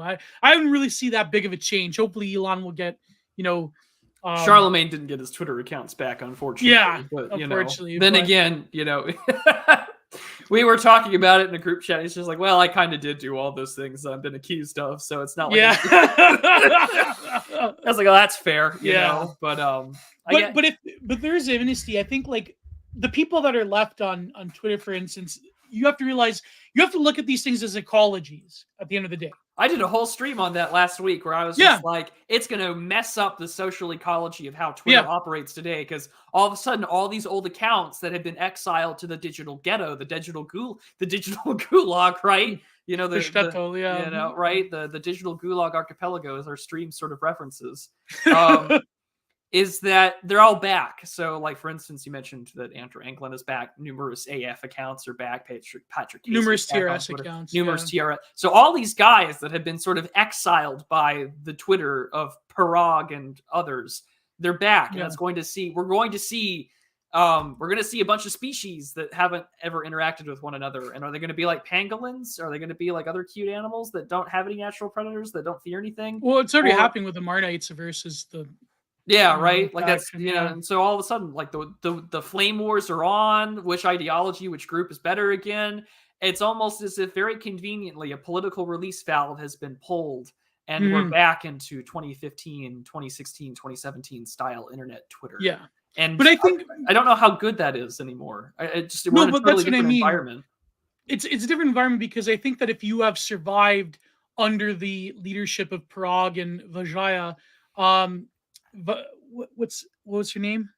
Yeah, Vijaya. Yeah, if you survived under their regime, at least without getting banned a bunch of times, I think like the way that you've confirmed yourself as a civilian to evade the Jannies, and the way that your style of posting has been affected by the censorship, and now you have people that are from platforms that are relatively uninhibited, like Telegram, certain other forums and so forth. Like, that's very much a different animal entirely. And so when you have an invasive species that comes in, there's going to be that initial sort of, eventually the ecology will suit to like them, every group sort of more or less walling themselves off because of, what happens. But it always is sort of like the auxiliary capacity of these alt tech platforms or whatever that have the ability to like snipe at the biggest Twitter people. Well, also just what kind of platform attracts other people. The people I find on Odyssey are going to be way different than the kind of people that are commenting on BitChute videos. There's some crazy crap that you can get away with on BitChute versus YouTube or Odyssey or Rumble. And with valid reasons. Some of us know who the owners are of respective places, but I mean, it does, it's almost as if these things are created for them, as the blog post kind of talks about. It's like, oh, and there's a really niche, specific place where I can talk about like Robert Sepper videos and then talk about how some things in the mid-century didn't happen. Oh, bitch shoots my place. I can talk to Alien Man and the X-22 report and talk about clan troosting. Oh, bitch shoots the place. In the same way that, like, if I wanted to hear some weird, like, iPhone self-repair and talk about the right to repair, I can find that on, like, Rumble or Odyssey, or, Millennial Woes does his stuff on Odyssey now, which is great. And so it's just like, oh, all these places that we know are go-tos. And so those respective spheres have ecological, or they have ecosystems now that they can thrive and operate in. But because everyone kind of knows everybody, like there's a 6 degrees of separation between, like I know Morgoth has streamed with Alex Kashuda, or he streamed with Andy Nowicki. Like there's a degree of separation there, which is both a blessing and a curse, because the blessing is, okay, we can network with each other. We can talk about what we know or what we believe in. The curse of it is that like all it takes is one data and society map, or one poster to go to like the German, GCIG or whatever, and just be like, here's a map of every person who has ever streamed with like XYZ person, which according to this government is an extremist terrorist organization or whatever. And so the globalized network of it all, I think, makes it very easy for even smaller states to take advantage of it. And so not just the flame wars or the Twitter back and forths or spats between personalities and parasocial clout, but it's also like, cool, I can talk to these people. But that also means I might inadvertently be put into somebody's map about like, oh, this person took like money from some like Romanian or Hungarian like politician, and this means XYZ. And it's like all of a sudden now you're registered as a foreign agent of some place. And so the future, I think, of like psyops and propaganda for, a lot of political things, like especially for Poland or Hungary, I think Eastern Europe, I think, is going to be a hotbed, as it already is, for a lot of like American posters or westernized posters to get into trouble with things that they may not realize until it's too late. Yeah. I mean, even people like the conspiracies around the Thiel, Horowitz, and Driehaus network as well. That's another. But hey, if Thiel and Driehaus want to give me money, give me improved money. I have that in the piece I'm going to send to the American Mind about gatekeeping. As I was just like, as much as the Teal Bucks meme is, I can't speak for everybody, but I don't get any. Although me neither. I mean, it'd be nice, but no. I never get offered. Maybe it's because I'm fat. I'm not very optical. You should follow you should follow our mutual zero HP Lovecraft's advice. Some way. It's either because of that, or am I too unoptical for? I don't know. No, you're the wholesome Chungus painter. How could you be? Yeah, but apparently I'm a fan of the Austrian painter, according to some people. Oh. So no. Well, can't win them all. This is about code, and then we'll go to the IM 1776 article. Code thus purports to be multidimensional. Code draws a line between what is material and what is active. In essence, saying that writing hardware cannot do anything, but must be transformed into code software to be effective. Northrop Frye says a very similar thing about language when he writes that the process of literary critique essentially creates a metatext outside of the original source material, thus contains the critic's interpretations of the text. In fact, Kittler defines software itself as precisely that, quote, logical abstraction that exists in the negative space between people and the hardware they use. Catherine Hayles also reflects on the multidimensionality of digital signs. Her term flickering signifiers shows that digital images are visible manifestations of underlying codes that are often hidden. Well, memes, exactly. Because memes are an image that becomes dialectical, that has a language to it. But here's the thing about code and about the protocol of the internet itself, or the protocols. But how can code be different from mere writing? The answer is that it lies in the unique nature of computer code. It lies not in the fact that the code is sublinguistical, but rather the fact that it is hyperlinguistic. Code is a language, but the very special kind of language. Code is the only language that is extrudable. As Kittler has pointed out, there exists no words nor a language which does what it says. Sorry, there exists no code nor language that actually does what it says to do. No description of machine that sets machines into motion. The impressive voice and the philosophers like Austin Searle and others talk about in the area of speech act theory attempts to effect change through persuasion, but has little real material effect. So code is a first language that actually does what it says. It is a machine for converting machines' meaning into action. Codes has a semantic meaning, but also has an enactment of meaning. Thus, while natural languages such as English or Latin only have a legible state, codes have both a legible state and extrudable state. In this way, code is a summation of language plus an extractable meta layer that encapsulates that language. Searle reflects on the cognition, blah, blah, blah. So in other words, coding, the code or the algorithm itself has a comportment to it, has an action to it. So when we look at the internet itself, we look at a series of codes. We look at how a code is a command sequence for a visible and actual material action. When I click that button, we know that the code is activated to actually perform something and do something. But it's language, though. Remember what Heidegger said. Language is the house of being, right? And the internet makes visible that aspect of language being the house of being. We can see that what we're actually caught up in on the internet is language. The linguistification of being is precisely what Baudrillard and all those other philosophers mean. The language of the internet, the coding, the protocols, the actual subtext of the internet itself makes visible and actually material that aspect of language going from thought to action. It demonstrates that to us. Now imagine the manipulation that goes into that. That when the language of the internet itself is geared into such a way as to doing thought to action, then what happens? I mean, again, chapter 3 of Infocracy, Byung-Chul Han talks about this, and you can go to patreon.com to hear me comment on it, where he talks about how if the internet is filled with language, and if the internet is being manipulated in a hierarchical fashion, the algorithm projects onto you your desire.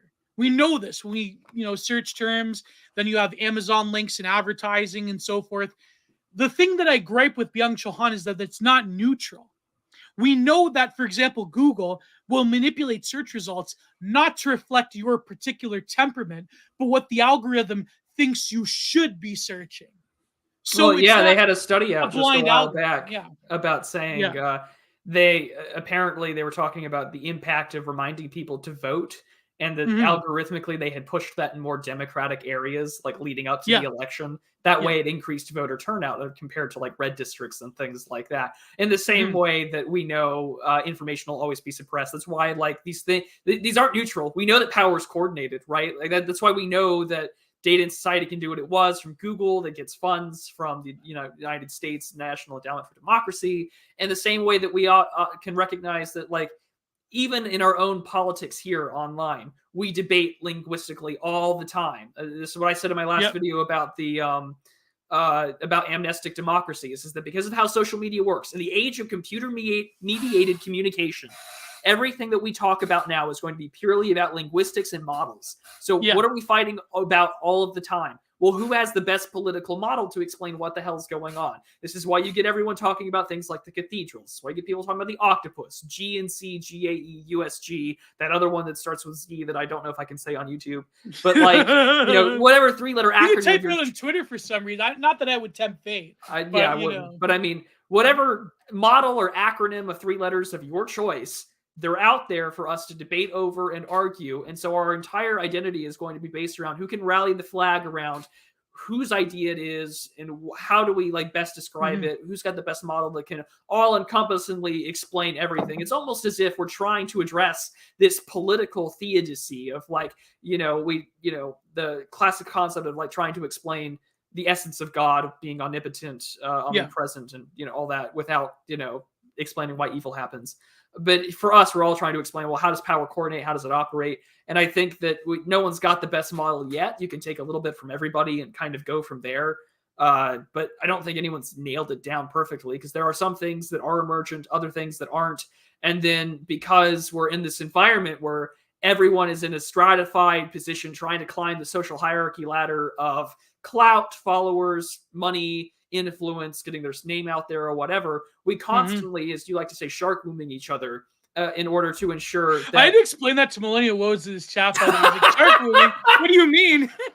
Oh, well, it's a great term. I wrote an article about but it. I mean, we're all fighting each other over these models and who, which personality or which parasocial relationship that we want to adhere to. And it makes it incredibly difficult to just be like, well, I'd like to be relatively independent. Even as I say that, I recognize the fact that I'm influenced or I interact with a dozen different people that say this, that, or the other. And it really helps, again, and that's been my whole big flagstaff, or my main flagship project of 2022 is like, if you exist entirely on here, you are going to fall into the things that are going to push you in which direction. And because mental wounds never heal. So maybe it's important for us to have a life off the internet. A lot of people do not know me as the Prudentialist in the real world, and thank God, because I would not ever, if I had to be like that guy 24/7, I think I'd go insane. But that's why it helps to like meet people IRL. That's why I loved the US conference that we had earlier this year. We're gonna have one next spring that I'm excited about, because getting to meet people like Charlemagne or Turnip or Radlib in person is just like, oh my God, these people are real. It's not just some face that I see on a screen. It's not the parasocial. It's just people that are actually human beings with wives and kids and hobbies and interests. And when I think we do partake in this, we become a little bit like a digital narcissist. We're seeing our faces right now on camera. I'm looking at myself and I can't stand it. But at the same time, I know. But at the same time, right, the issue that I find the most... That's why I like looking as ridiculous as possible, because people it's good. Distract me. But I think that's why I appreciated the most when some guy named Scrotchy McDumpwaffle sends a super chat and says, I just like it when people say my name.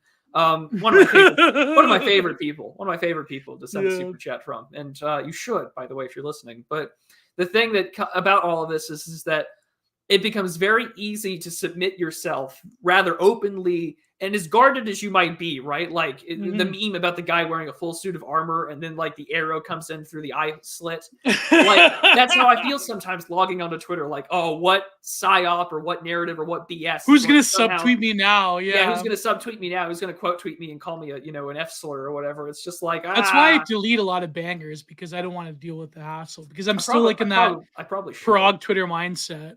Yeah, even though we're both face slurs. So, but yeah, those are the things that come to my mind about all this stuff too. And, like even before meeting Charlemagne IRL, like I know what he looks like because he would sometimes show his face, or I'd see Oliver's face, Semyagog's face before going on stream. It's like, oh, these people are human. It's a good way to know themselves and humanize yourself, because once you do it, you're laying yourself entirely bare to psyops, culture war, notice and move on, all sorts of just spats back and forth over stuff that if you were to, it's the Dennis where you can Miller, catch a stray to like... Yeah, but it's also the Dennis Miller bit from like the 1990s where it's just like, oh, the world is ending, and then you turn off the TV and look out the window. The problem is, unfortunately, it's not the 1990s anymore, and what does happen online often becomes real, because a bunch of idiots, who happen to wield extraordinary power almost tweeted ourselves into World War III last month, and here we are. So you can't escape the matrix as traditionally as it would be taking a red pill and then popping out of the pod, because nowadays... Well, it's like the nuclear bomb that just happened yesterday. I mean, we're still living in the wake of... we're still living president in the wake tweeting about it. Like, and the president calling it demonic, which is just hilarious, And so that's... Total what type of Christianity? I know. So this kind of, this phone right here, right? That's my gateway into the matrix, and it's there at all times. Yeah. And I don't think that, unfortunately, complete Luddism or Luddites are gonna win this one out. No. I think they lost. To be clear, one of my favorite memes is the William Dafoe looking is that one. He's like, oh my God, where it's like it said like trad homesteaders thinking when the apocalypse happens thing, they have their perfect society when Mormon mecha suits comes down from that mount. What's that mountain the Mormons like? Mount Zion? Yeah, some like, no, but like, it's in America, that one mountain in Arizona or whatever. It's like the Mormon mecha, like, you know, the mecha bot Mormons come down to invade the wholesome Chungus homesteaders and create the Mormon Republic.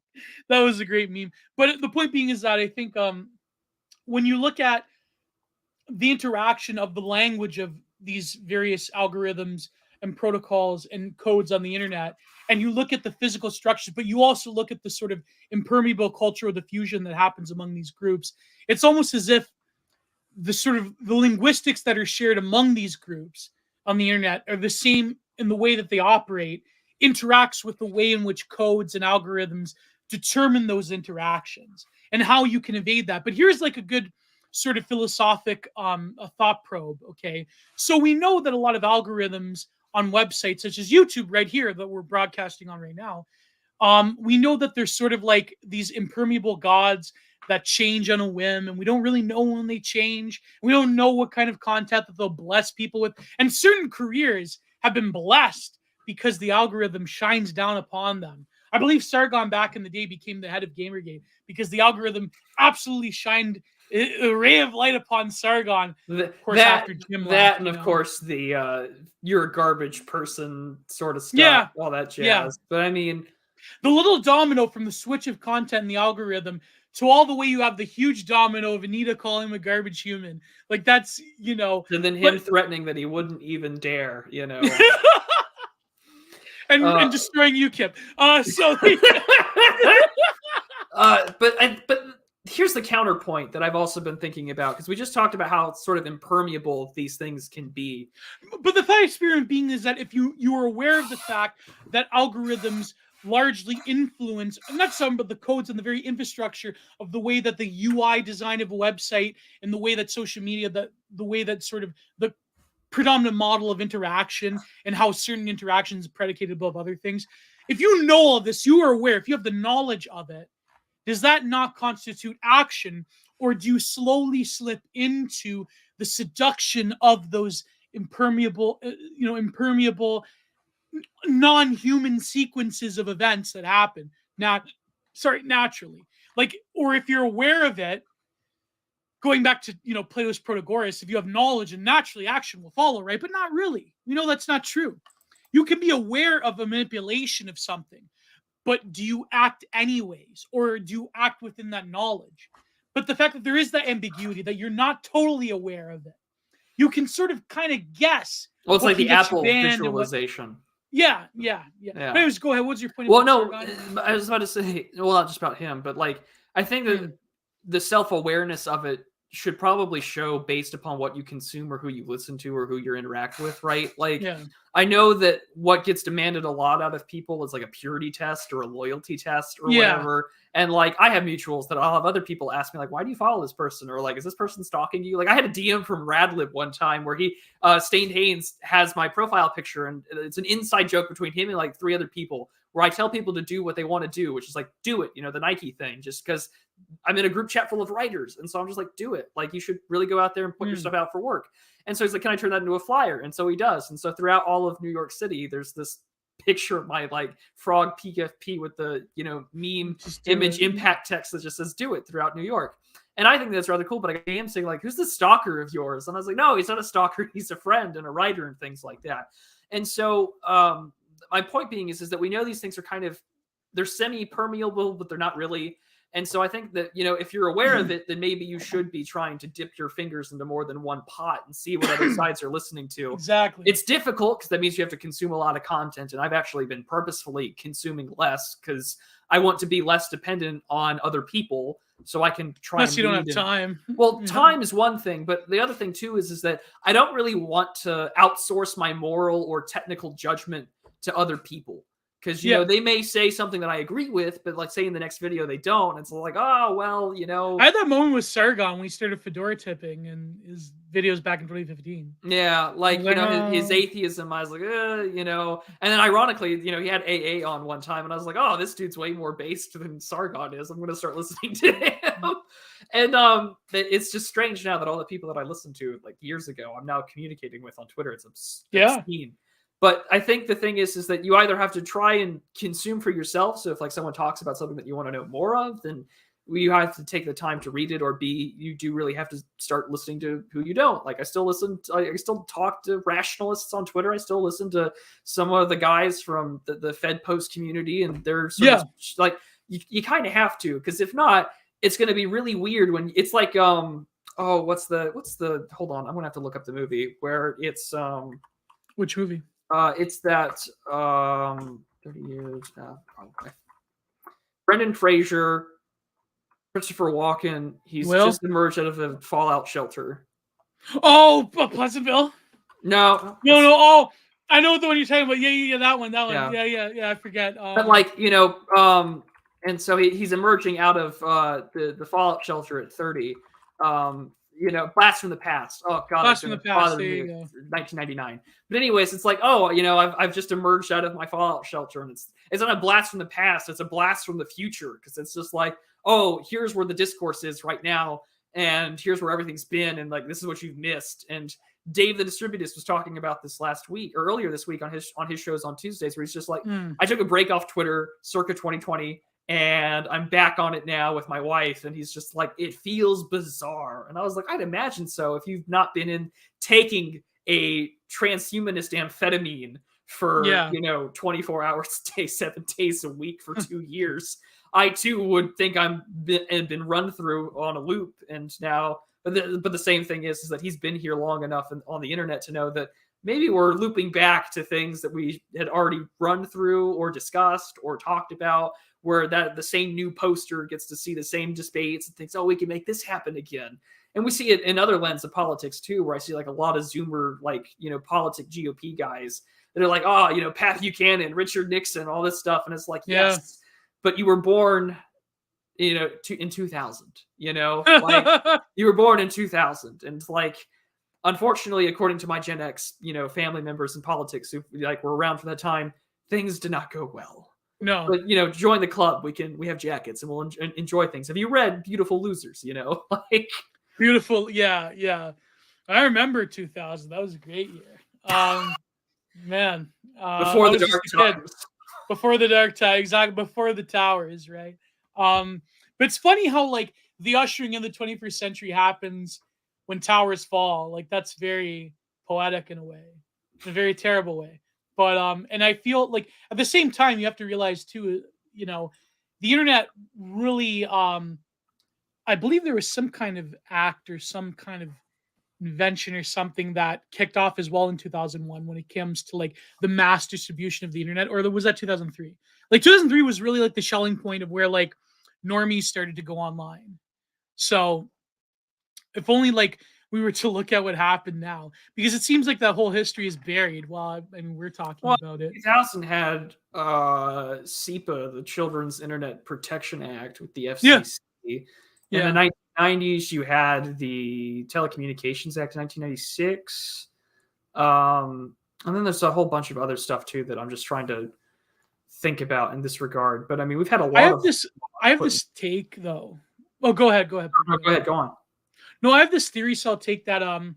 It's kind of out there though. But I was thinking about it because people were bringing up the Matthew Shepard thing because of what happened the other week.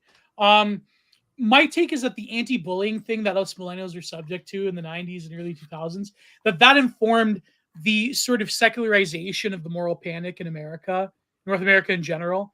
Yeah. So where that informed like most politics nowadays, because if you remember, like the acceptance of a lot of the LGBT stuff was through the Matthew Shepard thing because it was coded in the language of anti-bullying. So in a way, you could say that the moral panic, and then what happens is that anti-bullying goes viral, goes into like cyberbullying, you know, and so you have this model created by the school mayors and like the PTA associations to where now every moral panic on the internet kind of seems like the anti-bullying panic. Does it not? I don't know if it's a Matt Shepard related. Maybe for It Gets Better and things like that. I have always associated it with Columbine.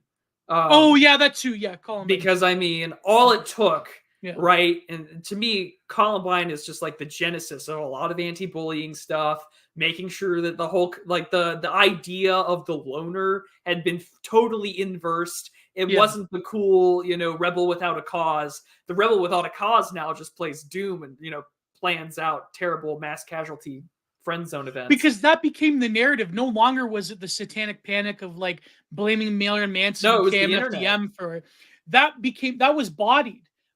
In the middle of I remember this. By 2000, no longer was about Marilyn Manson and satanic music. Now it was about the loner, the bullied, out reject, and then later on ideology. There was still, I would say though, Prude, I would say, and you know this, being in America and probably, being in the Bible Belt, there was still the last gasp of like Christian conservatism trying to like graft onto Columbine, where you had like Flyleaf come out with that song Casey. Remember, like the Doom thing definitely comes to mind. Yeah. I mean, we've been trying. I mean, the sort of like moral majority folks had wanted to do a lot when it came to the video games and stuff like that. I mean, we got the ratings right when it comes to the ESRB and all that sort of stuff due to like Mortal Kombat, which was much earlier. But I mean, the really last sort of grasp on culture in which Christian conservatism really took hold it wasn't even Columbine, it was Harry Potter. Harry Potter. And sort of in the long arc of things, she probably would tentatively side now with these Christian wine moms or whatever, because she's a turf now. So she's worse. She's worse. But I have to laugh at all this because I think it really did orient around the loner thing, and to watch everything manifest in real time. It was primed to go online. It was, but it was. And here's the thing: is that everything else grafted to it. So what comes around circa 2011, 2012, pumped up kicks, and that keeps the cycle going to where everyone and their mothers everyone's got a meme nowadays where it's just like when the quiet kid starts playing pumped up kicks, you get a text message. Some bad things happen. Yeah, don't come to school tomorrow. You were good. He starts buying old more of guns and ammo on eBay. But it evolves into the next set of online discourse, almost as if it's been algorithmically pre-programmed into you. Because what is it now? It's about incels and incel terrorism, where people are saying on like Instagram and Twitter to like use your cooter to stop a school shooter. Like all these god awful. Whoa! And so it all kind of evolves. Yeah. The line goes up, and we're all used to it. But here's the thing: that what's crazy about that discourse, and we've talked about this before. I got a call. Go on. Oh yeah, what's crazy about that discourse is that when it comes to like the actual like incel menace, that does not work whatsoever, because it's not. And we know this. It's not about having the physical act of copulation. It's something much deeper. But before Prude gets back, let me just recapitulate that what we're talking about is that the physical structure and the way that these things are laid out on the internet will inevitably influence the interactions and the discourse of people within these online realms, which sort of brings up a number of very interesting questions about media itself and the way that we can even communicate. Because the difference is, I think, in the internet is that we feel it more than anything. We can actually feel these things take effect on us, as opposed to, say, I forget, does McLuhan classify print as hot or cold media? I think he classifies it as hot media. Unlike print, where, yes, we know that we're aware of editorializing and decisions that are made within these, the cutting room floor of newspapers and publishing industry and so forth. But the awareness of those things was not yet, the sort of second order awareness of the way that they influence us wasn't yet taken hold the way that they are on the internet, where we can sort of instantaneously feel them.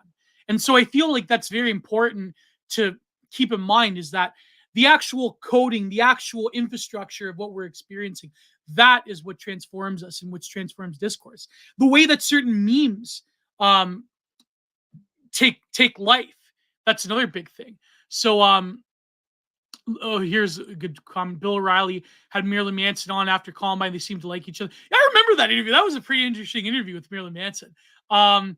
because I think like that Columbine really was sort of where Christian conservatism, that was sort of like the visible eclipsing of it. And the fact that Dylan and Eric were online, they were creatures of being like what Terminally Online was for 1999 and 1988. Like that, that was another big thing. And now as time goes on, now we have like further and further Terminally Online mass fun posters, if you will. You're getting cyberbullied, kiddo.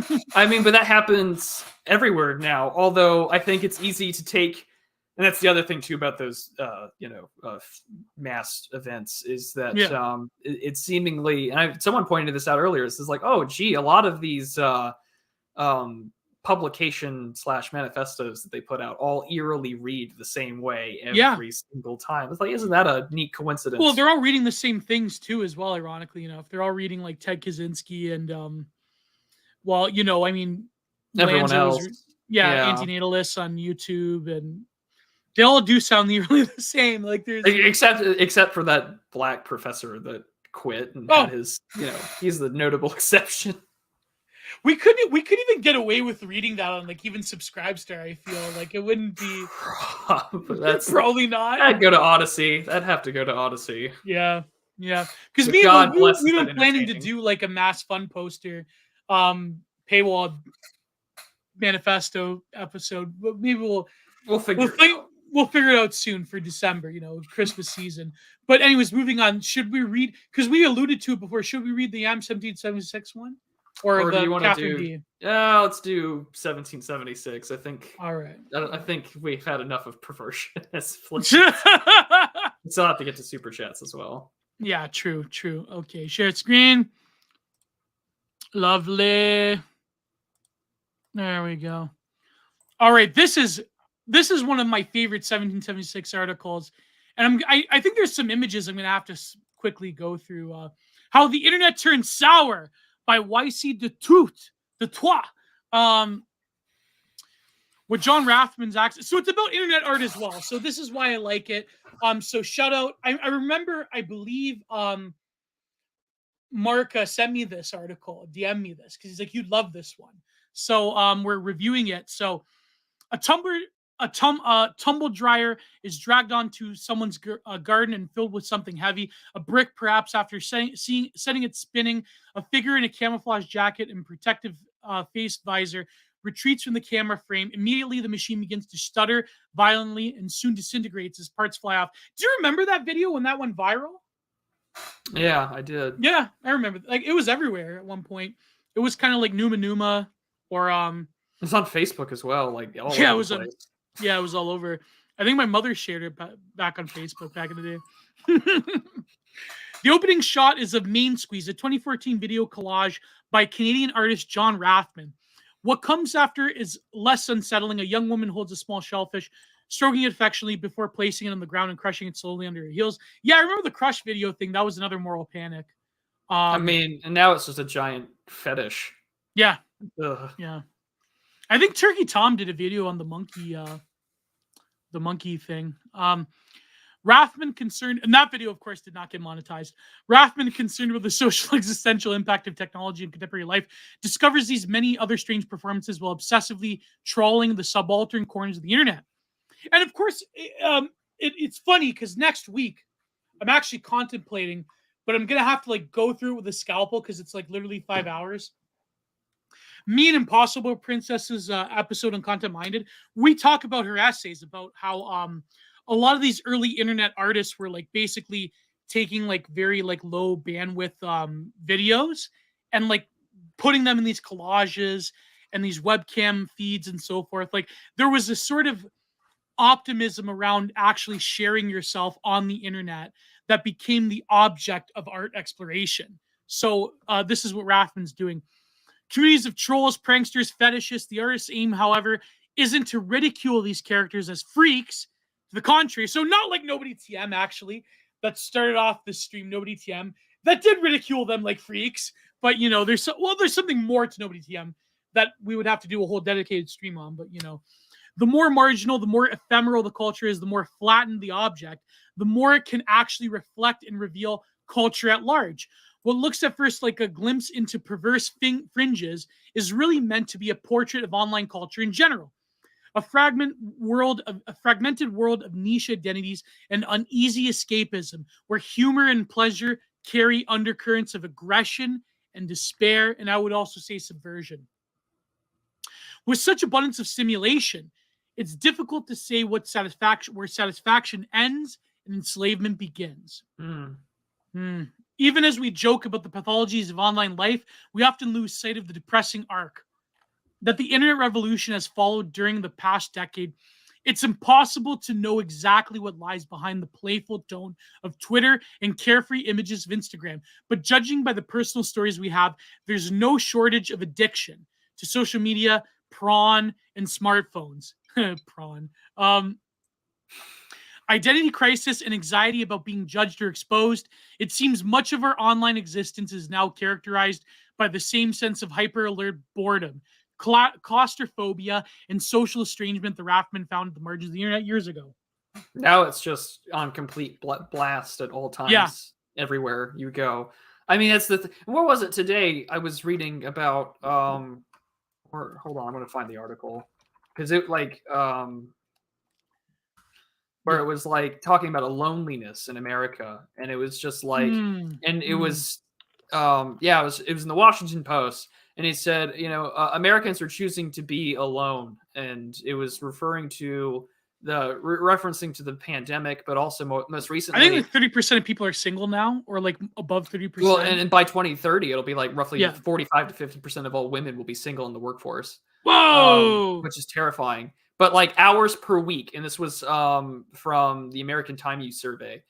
They said that Americans 15 and older are spending a lot more time alone than they did in 2013. And this trend had started years before the pandemic. So in 2013, it was relatively like equal from, time with friends, companions, and alone. And now the hours per week with friends and companions has gone down by hours, and roughly 8 to 10 hours, per week is spent like completely alone and rising. So just if you're not working, right, and you're all alone, that's where you're getting. Neatdom has certainly rose in a lot of ways. I mean, the pandemic didn't help that, but I mean, I think that people are looking to find meaning more and more on the internet because we've completely destroyed our ability to socialize online. Meet space, I mean, even dating has been relegated to a form of computer-mediated communication through dating apps or websites for dating and things like that. I mean, there are people I know who've gotten married through that way, and I mean, I'm happy for them, but it's just like we have deprived the eros out of a lot of things, not just in terms of like our passionate and lustful love, but just like the friendship that we share with other people, the camaraderie of things, like that actual kind of love, I think has been created in a lot of ways by lockdowns and so on, but also just by the internet, because it's just like, well, it's easier to have fake friends online. We even joke about it on this show. It's a friendship simulator. And this is what Catherine D's article is about, by the way. And the thing is that we take and we force emotional distance into things. We force things through this lens of distance to where relationships with people online, like I've never met you IRL, right? I've never met St. Haynes IRL. I know what he looks like. We've called before on the phone quite often, but it's just like, to what degree can I say you're really a friend? Like I haven't met you. I don't know. I'd like, I could meet you IRL, and you and I could totally like not jive at all, despite how we interact here. And so it just makes you like wonder, like how much of our entire basis of human relations that have gone on for as long as we've known them have, is this the sociological Hiroshima that we've now entered ourselves in, to quote Virilio, is the ultimate accident, the complete destruction of human relationships and pair bonding, to where really, and to maybe talk about Catherine's article a little bit, like, I don't think you can pair bond. I think all that you're doing is hardening your neuroplasticity to enjoy certain things that you like online, because on the internet, you don't have the awkwardness of getting together for the first time or having the awkward conversation with your partner about like what you and her, like in the bedroom.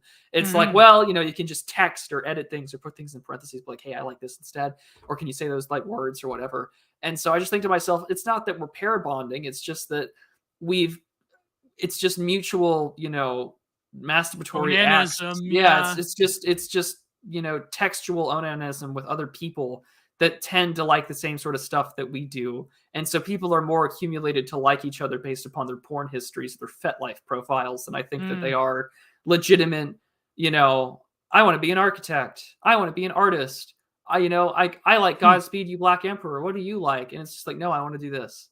And so it's just like, oh, you're really just using somebody to help get yourself off. You're not doing, you're basically cam girling or whatever, but you're not getting any money out of it because people are so desperate for a connection. And to me, that is the ultimate sort of like, there's a Twitter handle account out there that someone calls it Plato's Goon Cave. Yeah. And I'm like, well, that's more real than I think people want to give it credit for. And I think he's just using it as a one-off, but here we are. Another thing BTR popularized. Here's but like that's the day and age that we live in, and so it's to me, that's blackpilling, No, but that's the thing. Like, let me just read you the end of Catherine D's article. Sure, go for it. No, that we skipped around. Sorry. Yeah. They only experience their emotional cognitivity. For many people, their identities can only be built around affinity, not experience. It's no wonder so many people identify as autistic these days. This may sound cavalier, but there's a part of me that also believes there is a significant in considering American violence. It's not that violent media inspires these killers. It's that this detachment means they cannot feel the gravity of their actions. I return to the more benign example of the chat room emotions. So as for many young people, they are stuck in cyberspace in a permanent state of disassociation, perpetually ungrounded, not unlike the way magicians would warn their apprentices about becoming stuck in the astral realm. Always stay grounded to the physical, envision a red thread that connects your astral body to your physical body. Don't allow your soul to get lost. The rules of the astral realm aren't the same as the physical world. That's how you get digitally deracinated. Exactly. For some violent young people have who have known nothing but the internet, the physical action does not register. It's not that they're evil, though I believe sometimes they are. It's that their bodies are just shells. They're stuck. Their souls are struck. I end the talk with the case for authoritarian content moderation, but maybe I'll let that one bake a little longer. Yeah, I mean, she'll probably get into trouble with that. I mean, even tweeting about the current Hiroshima that happened the other day. I love how this has the end. It references Holland 1940.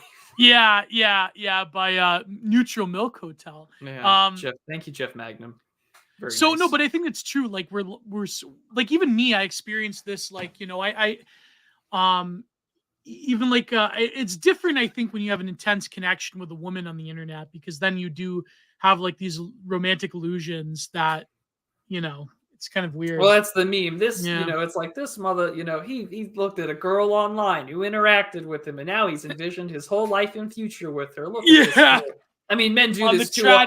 Men do this too in real life. I'm not going to lie. If things go nice on a date or something, I know my brain has immediately pictured the future. Partially, I think men are hardwired that way to like secure the bag. Yeah. Right. Yeah. It's an evolutionary thing, but at the same time, it's just like, you all, again, cultural programming, right? Like, this is why we covered 500 Days of Summer, because I think that really screwed over a lot of millennial men into thinking how relationships worked or what is expected to act in them and what's supposed to be the one or romance. And the movie calls it out, right? Like, he had a strange interpretation for how the ending of The Bachelor was supposed to go, things like that, or The Graduate, excuse me. And so I just think to myself, in today's day and age, where we have been forced to stay home, forced to be online, and especially working from home. I know a lot of people enjoy working from home. I do too, and things like that. But I also recognize that it is a gross invasion of the distance between home and living space that is my personal space in my office. And now that's gone. My office is right here. My studio is right next to me. Yeah, so right? Like, I'm at my desk right now where I work. Like, it's great and it's nice and I love it. But it comes with the consequence that it's in my bedroom, and that at any point in time, I can open up another tab. I can do whatever I want to, and that's fine. But, this is my bedroom, like right behind me. You see my nightstand and where I like lay down and where I pray and everything like that. And it's just like, it's a really rather intrusive aspect where there is no separation from you in the Matrix. There is no separation between you and the astral realm. There is no place, because right from when I wake up, I can look up. And here is the platform. Here is the digital ayahuasca that I take to enter transhumanist form of the astral plane that everyone knows is that, knows me as this retarded frog on the internet that covers international relations and fishing. And like, that's cool, but that shouldn't be the tantamount of my identity. And for a lot of people, it becomes that way because we've been forced for the last 2.5 years that that's the only place for you to exist, because we shut down all the small businesses. We shut down clubbing. We shut down bars. We shut down a lot of churches that aren't going to ever recover.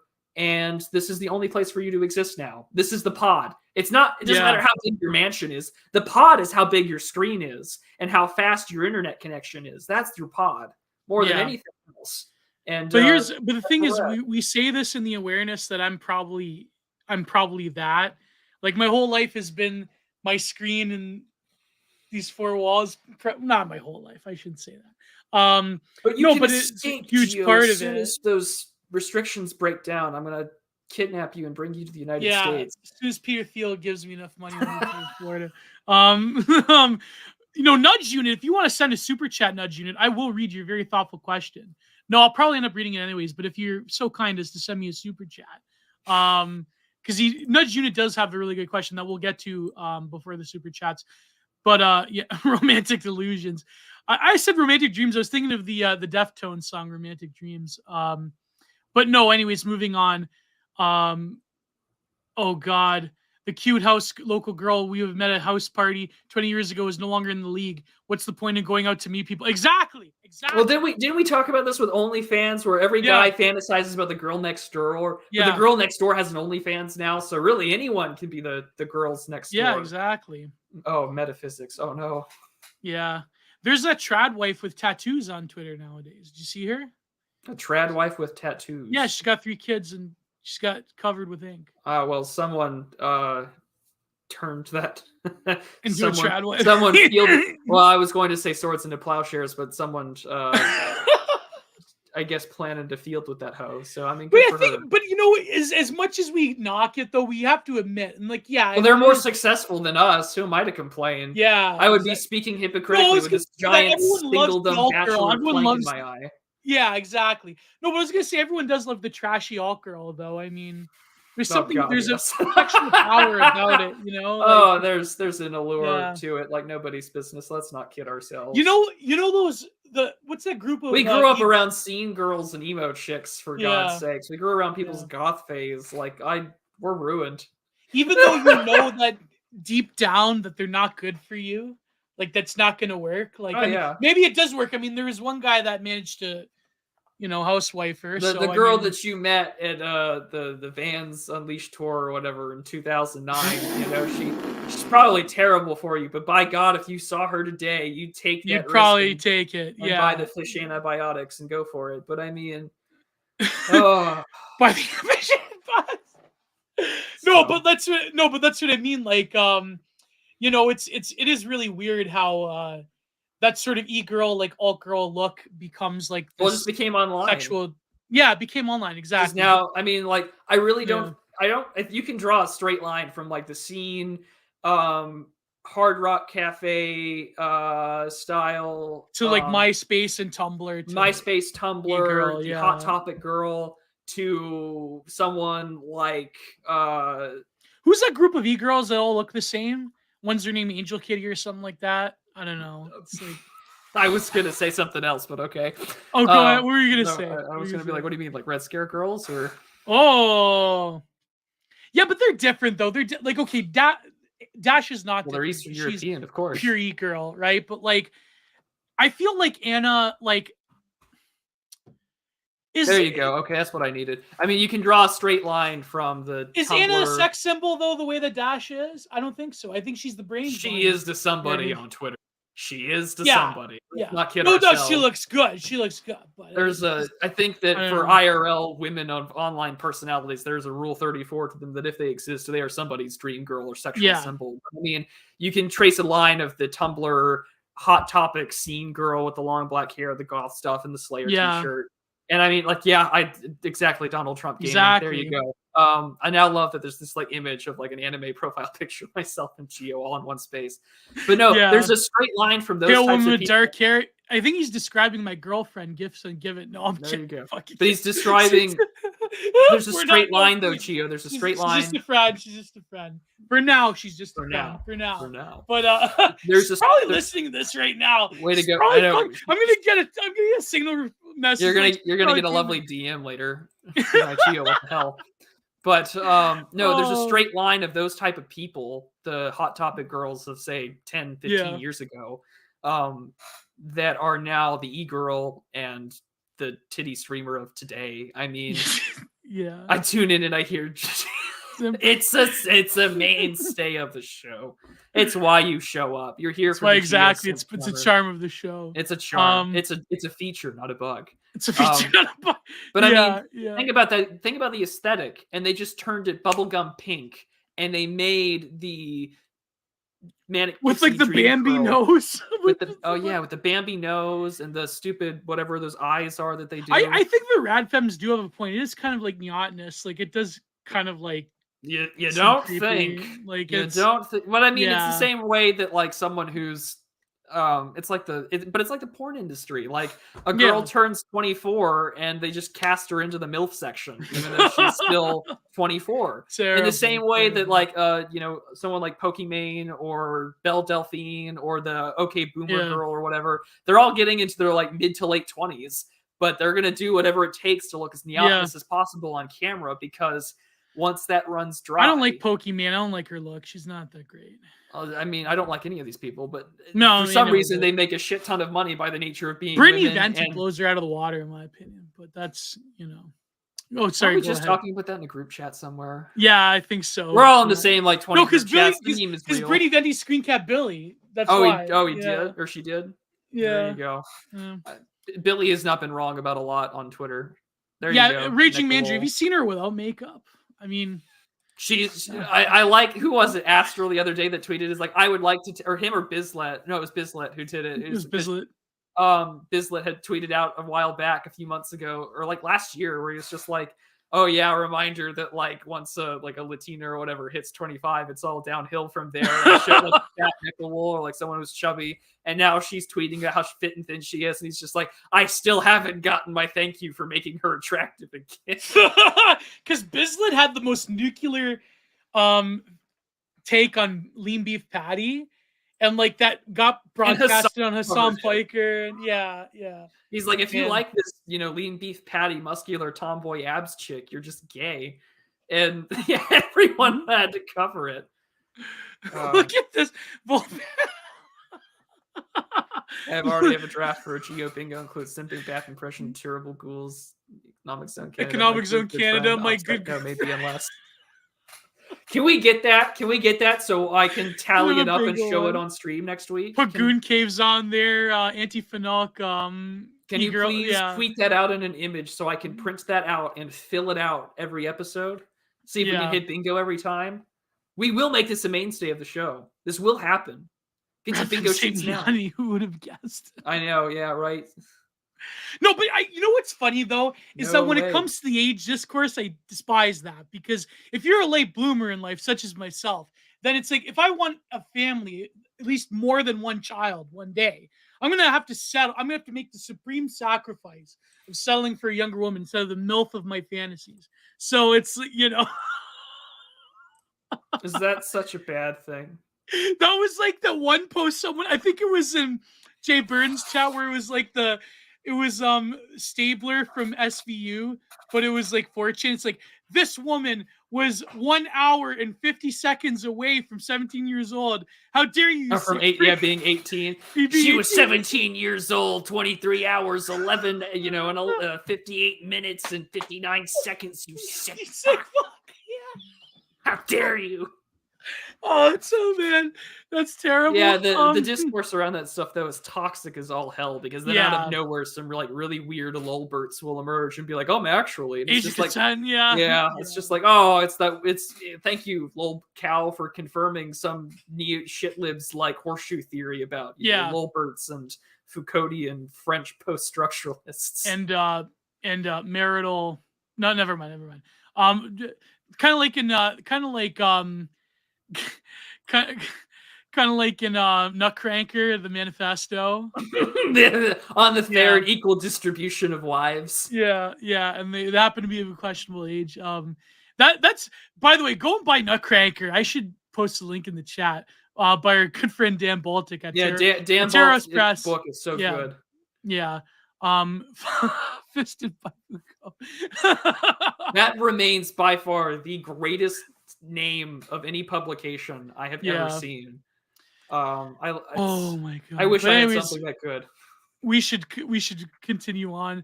And so, in somewhat ironic twist, Raffman himself has dropped or suspended by numerous galleries following accusations of inappropriate sexual behavior. Wow, we really went into that one. Sure did. Love it through anonymous Instagram account, Surviving the Art World. The art world is filled with a lot of sussy baka stuff. Not just the money laundering. I mean, with artists themselves. The accusers say they felt taken advantage of by the artist. Raffman insisted there was a misunderstanding. Even if the accusations made the end of Raffman's career, his efforts to document online culture now seem more valuable than ever. Then, of course, it says destructive impulse of Raffman's trolls seem almost quaint by comparison to the shaming and malicious gossip we take from social media, vast political narratives. Any content on the internet gets taken up. So like knitting, art, sports, people cooking in tandoori's. Isn't that literally how like that Karlin Borisenko chick started? It was a knitting community. Like, geez. I believe so. I mean, then again, that really does illustrate that sort of lefty bit about, the personal is political. Like everything is now. There's no escape from that. We're like taking up like vintage aesthetics, not vintage values. Oh yeah, vintage the knitting, the rockabilly. It's just like, well, if you're good, it's literally like female femcel rockabilly kind of stuff. The knitting, So you can try it, right? She's gonna listen to this. She also knits, so. Oh well, I've terribly offended her, but she's actually trad though. She's an actual trad. So I have to move on from this image. It's from a Second Life thing, so you're not gonna see that. So he talks about his different that deal with Second Life and we literally can't, but you should put the article in the chat so they can look at that stuff themselves. Yeah, actually, let me do that. Let me do that. Because I went through this article last night, and I think you sent it to me much earlier than this for one time for us to talk about it as an episode. And the Kool-Aid Man and Second Life is hilarious. But so it basically explores the digital, like the sort of digital landscape of Second Life, and as an installation project that you could actually go and see through rundown cityscapes, features metropolises, and so forth. Kool-Aid Man and Second. There was also this article that maybe we should cover about digital ruins and how like there's whole places on the internet, like there's open worlds that are abandoned, and they're sort of like taking urban exploration into the digital environment. Like that's to me like so interesting because I wrote about urbex way back in Thermo magazine days. Humanity was a stepping en masse out of limits of physical space when it found was both trivial and sublime, a kitsch world of selfies and cute animals, as well as effortless new forms of association and access to knowledge. The euphoric smile of Kool-Aid Man speaks to the birth of online mass culture as innocent adventure. So let me go to the very end of the article because we have to get to the supers. So Raffman's work allows us to grasp how this process of closure has been to call a cultural and psychological one. We have seen in his artwork the boundlessness of virtual realms and our freedom within it, and portrayals not just the source of wonder, but also of disorientation and insecurity. There's been plenty of indications that the feelings of flux have made people anxious to impose our order, whether imagined form of conspiracy theories or trying to enforce new norms and moral codes. So it talks about, again, like the sort of huddling of people into social media and how the exploration of the internet has sort of gone sour and so forth. This isn't to say that the growing regulation will reflects the tensions that have overtaken online culture, given the divergence of identities and worldviews illustrated by Raffman's depictions of the marginal internet. It seems highly unlikely that official authority can be impartial. Drawing boundaries will involve taking sides and identifying we must be considered subversive, but also of this just emphasizes the revolutionary first chapter of internet life is drawing to a close. For better or worse, the particular spirit of discovery that marked the crossings of the frontier will never return. I mean, so, Yeah, I mean, that's why we fetishize the early internet now. I mean, it's really... Well, I mean, the other thing, too, and this was funny, because I was driving home from the doctor this morning on my way back to the house to do the show. And the thing is that I have a folk music playlist of songs that I just really like, country and other stuff. And 2 songs played kind of back to back. The first one was, of course, The Highwayman by The Highwaymen. And then the one right afterwards was Stan Rogers' rendition of the Northwest Passage. And like those are both beautiful songs that I think kind of just culminate like Western Faustian man, especially for like Americans or Canadians, especially like Anglo-Americans and Canadians. And I'm like, I got pumped, ready to talk about this. And the fact is that like that kind of excitement of what's eternal, I don't know if the next horizon is going to be anything pretty, because I think, well, the West was conquered, and what came next? Well, it came into brutal, bloody, gory immigrant infighting of like the, what's the word I'm looking for? I think about, the Gangs of New York and things like that. Gangs of New York, yeah. And so like that was bloody as could be. And I think that's probably what's going to come next is, old heads meet new guys and new communities come out of the woodwork. We're already seeing it now. You call it shark wombing. And it's just like, the thing is that with AI, I think it'll be a constant WWE, it'll be under light tubes match all the time. Yeah. But it'll be like a Quake death match all the time. Everyone's wanting to survive and insta-gib one another because there's this tweet. Insta-gib one another. There's a tweet from Ethan Mollick, who's this professor at Wharton. I'm just going to read it out. Before you get sick of open AI tricks, here's a fun one. You and an android are in front of a judge. The judge tells each of you to say one word. They will then kill whoever they think is the AI based on that. An MIT paper calls this the minimum Turing test. What word do you use? In Freya, and this was retweeted by Kovefe Anon, it says the N-word. The AI's ethics filters prevent it from using slurs. As the GPT becomes increasingly advanced, racism will become the only way to prove that you're human. And this kind of goes back to that Nick Land thing that we were reading through, where like discrimination is really going to be the way that you do it. Because right now... the super racism idea of Nick the super racism idea that everyone gets so worried about ethics and AI is that the AI is programmed to notice things. And when you notice things, they're not necessarily politically correct. Every open AI just turns into Steve Saylor. And so... I just think that in the future, it's going to be a battle of, politically correct Skynet versus the worst part of the future to come. And yes, the geosynth. My old man has to bring my cat in my room here because I don't know. My mother gets squeamish if my cat's in the kitchen. I don't know. My mother's one of those people that like they don't like animals. It creeps her out. So. Yeah, but that's why all my cats have been indoor outdoor. So, but pro tip: the best cats are indoor outdoor. By the way, I don't really believe in cats being purely indoor. That's kind of stupid. But I'm going to the super chats now. But before the super chats, I believe who had a great question? You said nudge unit. Nudge unit. Yeah. Oh God, I'm trying to find it. Nudge unit. Scroll. Scrolling. Yeah, but if Nudge Unit wants to send me a super chat with that question, that would be great. But anyways, I'll try to find it. But anyways, I'm moving up to the super chats now. I'm moving to the super chats. Someone said that Serbia lost. Too bad. Who'd they play against? Oh yeah, I don't know who they played against. Who won between Iran and England? I wonder what AA was rooting for there. Well, apparently Serbia lost to Switzerland 2-3. Oh man, when's Brazil play next? Because that's the only one I'm interested in. I don't know. Monday, November 21st. That was the England won 6-2 against Iran. Whoa!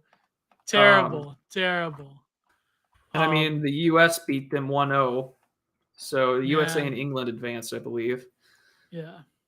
Which is fun. It was England, Wales, Iran, and the United States. So I was just like, oh man, I wonder who Academic Agent was going to root for in the World Cup that instance. But yeah, I have a question about Academic Agent, so I'm kind of we'll deal with it. No worries. Oh, we'll deal with it. All right, for $5. They lost. Brazil lost today. No, they lost to Cameroon. Oh, they historically have lost against Cameroon though. I think like 4 years ago they lost against Cameroon. Well, it's okay. I think they advanced anyway, so the round of 16 they play South Korea next. But anyways, what was the question? They're gonna wipe the floor with South Korea, hopefully. Well, Neymar does his thing. So, anyways, take a bite out of the competition. It'll be okay. Yeah. So are you sensible? Speaking of AA, are you a sensible centrist?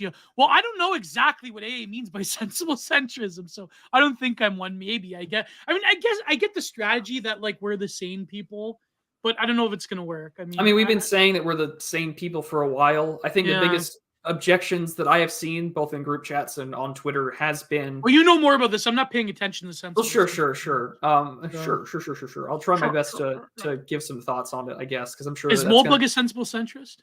No, Moldbug is a crypto lib that's an accelerationist. But I mean, the thing that comes to my mind, and he kind of expounded upon this on the cigar stream earlier this week on Wednesday, where he says he's just concerned in the same way, and it was almost verbatim, all the stuff I had been talking about, concerned about young men, overly online, you should be securing positions of power, don't be all the time who he was on the internet. There. And I was like, well, that's the other thing too, right? Is I wonder who is this always a subtweet at? But listen, I love the AA. He's been great to me, but but Emil Gravis, thank you, Emil. I mean, he's a good friend of mine. Emil, great artist. He had more or less sort of fleshed it out as this: I want men to be grounded and to be successful in life and to not be as online. And to me, it was just like, oh, so in my personal view, his whole sensible centrist thing is this idea of trying to get people focused on the grounded stuff. We have XYZ number of people online, or maybe if we want to secure power, we should make ourselves appealing to the mainstream, which, I mean, if I recall correctly, that was also sort of like the alt-right's goal, was just be appealing to the mainstream to get like pro-white, well, that didn't happen. Well, but, something that was happened, the goal. Something happened in Seville a long time ago that, sort of killed that death knell. But I mean, a lot of could there have been a path for the alt-right to like create more of like here's the thing that I've noticed since that time frame to now is that I know that there are issues, historically speaking, with the NPI, right? His whole little National Policy Institute thing.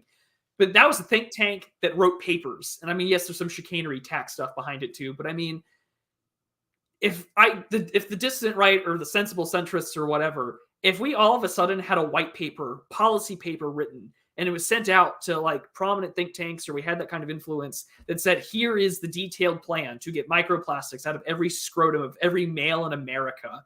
That dude's king. Because like in a generation, your successor's like, oh, I've got an army of high T dudes that aren't going to box to everything and do it. How do you demicroplastic yourself? That's why I consult Ryeg on this. I mean, this is why I've been listening to Ryeg Nationalist and Ben Braddock about it. But I mean, that's something I've noticed is just this total disappearance of like policy wonk rightists. Like that's gone. And that makes me depressed because those guys, we need them more than ever now, I think, if we want to offer a sensible alternative. But that's why I think Amran is probably the better you know what I mean? Like they are tainted by the association of like the way that Jared Taylor has like been pumped up as like this monster, but like I don't really see it actually. I think that I think you need policy papers or something alongside people that. But why do they hate Jared Taylor so much? He seems so reasonable. Like he's like he goes on Tree of Logic show. He doesn't like. I mean, he just totally destroyed that Young Turks black guy sociologist on his own show a few weeks ago. Yeah, that was hilarious. The most entertaining thing in my life. I just to me how it sounded when I was on the cigar stream that AA had pointed out was that he is concerned about people falling into like the nationalist Narnia, digital escapism. What nationalist Narnia. I love that term's from Frody. I like it. But my position's always just been, listen, like you should have a life outside of this. And if that's what AA is calling for, that's fine. But and I mean, even American Krogan was just like, who do you think is going to be more amicable to being listened to? Like an interview, and he had two pictures, like the most recent thing yesterday with Alex Jones, or Dr. Oz interviewing some like more traditionally looking sort of politician or whatever. And he's just like, I think that there's some sort of call for optics. And this is where I sort of agree with Dave, the distributist, where it's just like, who's going to buy into that? Because all it takes is someone to like control F my Twitter archive and me talking about how like liberalism is like a suicide contagion for like white liberals. It's not like I can make that claim. And then the second thing that concerns me the most out of all of this has just been, are we just flexing power we don't have? because that tends to happen all the time. I think but AA probably, if I were to talk to AA about this, I think that he probably would get it if you sat down and explain. He knows the way that sort of power works within postmodernity is that you need consensus building machines, which largely is the media, which largely is these infotechnics and the hypertechnics of the online world that we have somewhat of a control over. But when it comes to the old hot media, to quote McLuhan, I mean, the infotechnics of the modern world, that is what creates the quote unquote perception of the center. Because the center is not real. And so AA is right about this. Yeah. Is that there's no such thing as a center, really. Yeah. There's just an amalgamation. What centrists always turn into? They turn into liberals. I mean, look at Short Fat Otaku, look at Adam and Sitch. They're for me, they're shit libs. No, because the shit lib has the power to, the ability to wield. It has the power Discourse to. It has the power to enforce. Exactly. Is what I'm saying. They have the state-backed enforcement mechanism. Because leftoids, they believe that every time there's I'm not political, when people say I'm not political, they mean that you're actually right wing. But that's not the case in reality.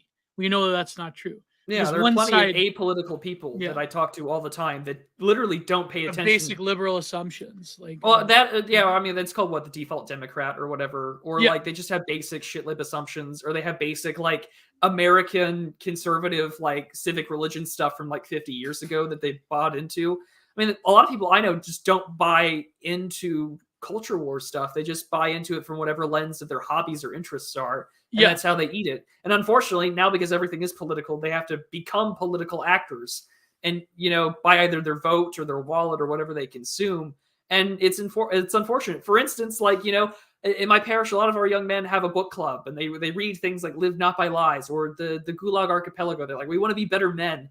And I'm thinking, and I look through the reading list and I'm like, oh, honey, and that tells me that, I'm a little bit more ahead in terms of maybe radicalization or something. Cause it's just I've read most of these texts and they're good, but you could go further, have you listened? Have you ever read Decline of the West? Have you read Form and Actuality? We could go a little step further. Or some people, right. They'll buy the god awful Black Rifle Coffee Company stuff. And they don't think anything of it. They don't think anything of it because they don't know, about the whole Kyle Rittenhouse thing or what the said fact online, that they're glowies, because they don't interact with Twitter. They don't have social media. And so if you're not plugged into the matrix, they could look very cringe to people like you and I, but to them, this is their idea. Well, it's like boomers that support Ron DeSantis. It's the same. They don't know that the forces behind his push or against or Trump, the voices that are whispering in his ear, or the most recent events that have played out that are trying to cull Trump in the primaries. Because you don't need to fortify 2024 if you can just kill him in the primary. Exactly. There's your release valve for the regime, is him gone and someone else. I mean, I don't think telling people like us that we're sane, we're rational because we believe in things like hierarchy, we're not egalitarian, that sensible centrism, we're the sensible people. The objections I think to it are going to be, well, most people associate centrism as a political label, and I don't think that you can mimetically switch that to something else. If you were to would need the culture behind that to if you were to say something like I'm sensibly grounded, decades. If I'm sensibly grounded in reality, I think that would work better. And I kind of I said this in DMs in the group chat I'm in with him. I've been talking about this since January of this year, this whole digital deracination bit. I have strategies to do it. I have my speech available for people to listen to on my channel about it. It's just you can't just say this is what we're going to do, or we're going to point to a label or point to an aesthetic and that's going to fix it, because that's never how it works. You can't point to someone to say, go watch Legends of the Galactic Heroes and then tell me you're based 5 hours later. Or here's a playlist of Gregorian chants by the traditional Latin mass meme squad. It just doesn't work that way. And so my concern would just be, how do you disassociate a word that has intrinsic political values and labels to something that is different, like being grounded or based in reality or something? To me, it's an uphill sort of Sisyphean task. But I mean, if you're trying to signal to others, hey, try not to get lost in the minutia of day-to-day bullshit on the internet, that's not a bad message. And I can't knock it, because that's been my message all of 2022. And I want to work towards a positive mission next but the way that people hold their beliefs and the way that they think around things, like I remember what you just said reminds me of this one absolutely ridiculous video by that who's the guy, like he's a self-hating Russian, no fuckers, yeah, where he's like when he was going after Soph, remember this? Oh yeah, years ago, years ago, just, back when Soph was still on YouTube. Yeah, before she got clipped. And he's like, you know, de-radicalize yourself, go and watch a ContraPoints video and you'll be better. Like, it's like, I can't do the accent, but it's like, just go and download this regime approved video and watch doesn't even make content anymore, but somehow is still whatever. Gets to talk to Hillary Clinton, you know? Yeah. Well, that's, when's that happening? Did that already happen? I don't know. I'd have to check, but that was on when Hillary Clinton announced this podcast tour or whatever. It was going to talk to ContraPoints. I was just like, can we get Hillary Clinton content minded? Maybe you'd get assassinated afterwards. For sure. Nice knowing you, Gio. Yeah, I'd probably have a better hope getting Justin Trudeau on my podcast than that. But no, but like just download this packet of information, change your worldview, change your ideology, ignore the fact that Soph was a 4chan kid, growing like 12 years old on 4chan. You know, just that will ContraPoints will wash your mind away of all the negative no thoughts. Just let the ContraPoints needle get into your eye. Like the Ludovico technique. Lobotomize yourself with RedTube, shall we? You know. But Dave talked about that in his speech that he released, the event you went to. Yeah, do leftoids dream of reactionary sheep? That's such a good title. Yeah, but that's what I mean. I think, like, unfortunately, I think AA, you can't just download like the perception that you are the center. That comes after multiple decades of cultural diffusion. But I mean, it's happening.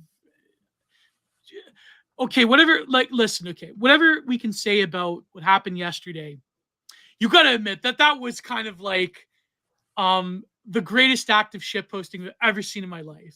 It truly was performance art. It truly was, yeah. What was it, like 2.5 hours of what felt like just a man ODing on red pills in real time in a mask? But the fact he wore the mask, I said this in Telegram. The Yoo-hoo and the net, just, it felt like if someone were to have a shit the biggest post. the biggest rapper since Tupac. Biggest one. Yeah. Like, but the fact that he wore the mask though, again, that was like a simulation in meat space of like the IRL anonymity that but everyone like, knows nuclear amount of red pill posting. Like, you know what I mean? Like, he brought that. Oh, what were we gonna say, Prudentialist? No, I just said he brought that. I mean, everyone knows who he is, though, right? That's the thing. Yeah, true. Wearing but the mask. But it's the performativity of that. Yeah. And the fact that you next to him is like one of the most prolific internet personality. Well, 2, 3 of them. Well, I wouldn't. Let's settle on 2 because the other guys I wouldn't say is as big as AJ or Fuentes. But like, you know what I mean? Like the fact that he had the 2 most, whether you like them or hate them, you know, 2 of the most prominent online personalities of like our generation ever. Yeah. Like, so there you go. We gave that answer in sensible centrism. I feel like Fishy has to give me another super chat because that was like more of a $20 super chat answer than a $2. So, no, I'm being so greedy right now. I'm so sorry. I love Fishy. Fishy's my boy. He's been here since the beginning. So I love you, my friend. You don't have to. I'm not guilting you into sending me more money. But if you want to send me more money, that would be amazing. But because I feel like we gave you a pretty good answer. Listen, if you donate $20 or $2 or $200, me and Prude will give you a top quality answer. So moving on. Menothalamos for $2. Wait, that's £2 actually. That's actually worth more. €2. That's worth more than $2 Canadian. How about a tour of those bookshelves? I answered this on my Soul of Variety mega stream, the Q&A. People keep asking me. I'm probably going to have to do it. But what do you want? You want me to just like quickly go through all of my books? That's what the Distributist did. It was an 8-hour video premiere, and it was great. Okay, maybe I might have to do it. But I might have to step up to Dave's level. Around. I don't know. I'm going to do that through my phone, maybe in like little increments. Because like I have my bookshelves organized by topic, so we're going to have to do it. So thank you, Monothalamos. Thank you as always. And for $6.99, almost $7 Canadian, totally underwhelming. By my good friend Bartholomew the Red, who is also a Leaf. Here's some change to pay for your finally leaving Ontario and moving to the Maritimes. Once you take the fisherman pill, you can never go back. I'm thinking moving to Moncton, maybe I don't know, maybe New Brunswick. I don't know. I know some people in New Brunswick, so that could happen. You too, Gio, can make fishing content. Exactly. Or maybe I can move out to Saskatchewan with Laser. That'd be great. What happened to Laser? I hope he comes back. See, we act like again they're dead, Yeah, exactly. Hope they respawn. Yeah. Hope they reincarnate. Hope they post eternally to help me find their friends. Exactly. That's our calling card for like the rest of our lives.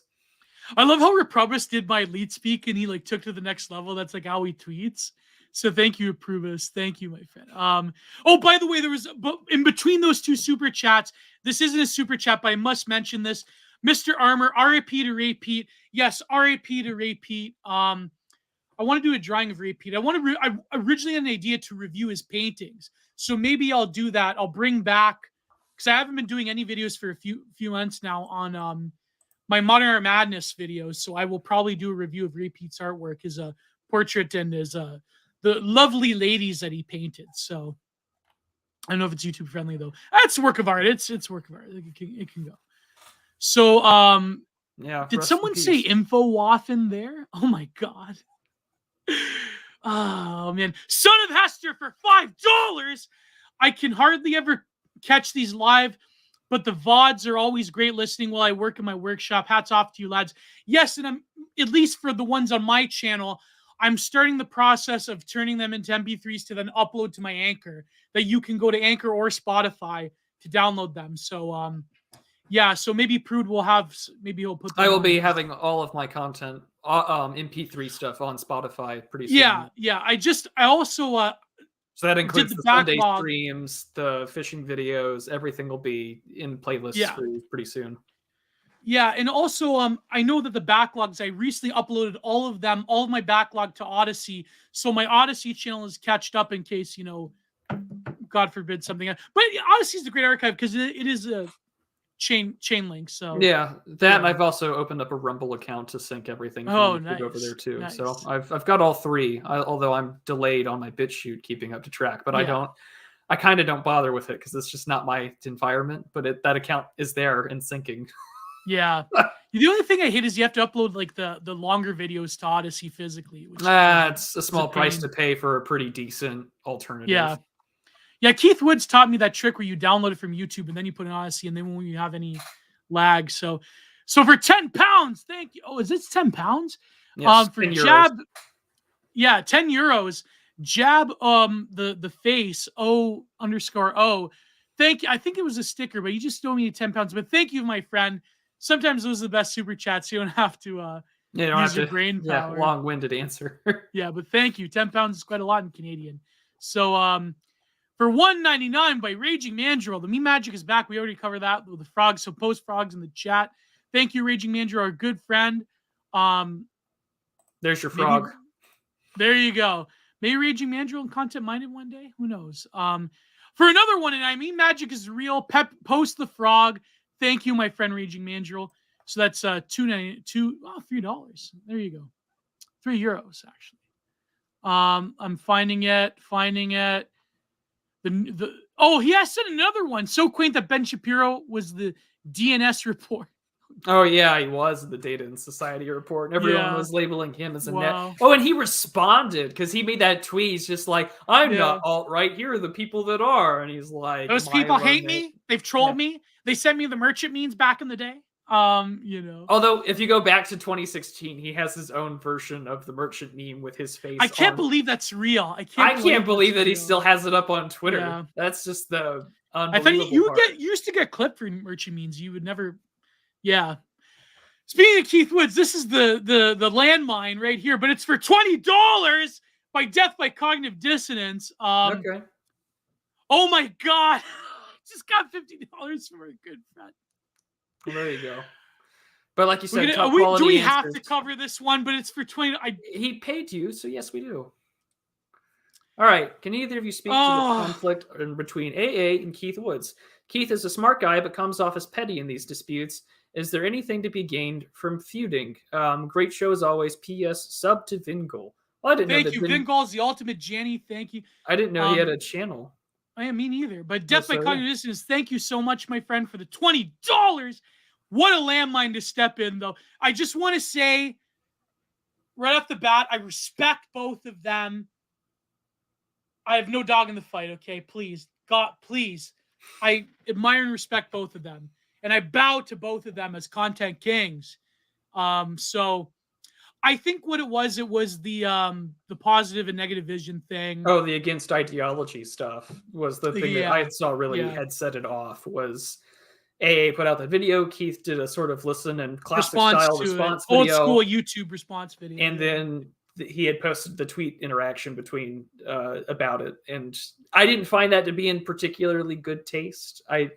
If someone goes out of their way to make like an hour-long video to respond to something, I would feel inclined to reply, because I think that there are some parts about his against ideology video that I thought Keith did a good job on. Very good job, yeah. Mm-hmm. But I mean, like I said last week, actually, in my own stream, I said I try my best to be relatively independent. I of course have friends that I am loyal to, or that I am thankful for, but I try to be my own guy. And the same thing is like, I listen to both of them. I like both Keith and AA's videos. Both of them are really good in their own respects. I just think that by nature, I think a lot of it was because of the fact that AA and Joel, they fight all that too. They fight all the time. But I think that a lot of this also has to come into the fact that both parties, they're in different spheres now. They're totally different spheres. But secondly, they're also command a huge swath of cult of personality. They have a huge chunk of it. They have a huge following. They've got a number of people that would back them in any do or die situation, ride or die situation. So inevitably there's going to be infighting and spatting. And I think that by nature of being on Telegram, especially, it turns into a lot more of a gang war than it would on, say, Twitter or YouTube or anything like that. Also Keith sides with one guy and AA sides with another guy. Yeah, there's also the backdrop of that sort of AF versus BAP sphere as well.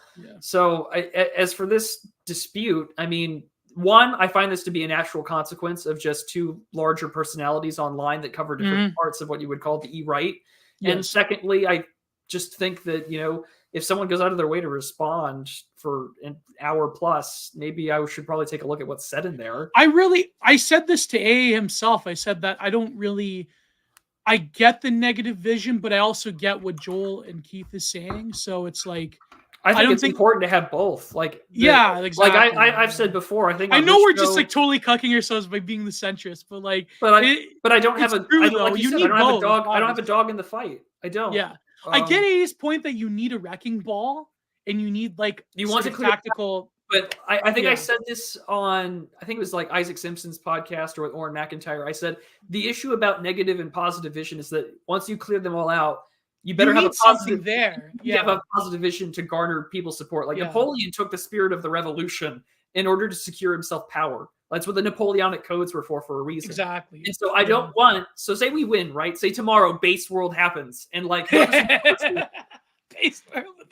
World happens, right? I don't want the right or whoever's in charge to end up like that after credit scene from Finding Nemo, where they escape from the dentist's office. They got their little baggies across the road, and they're in the ocean, and then they're all sitting there in their bags, and then the pufferfish asks, "Now what?"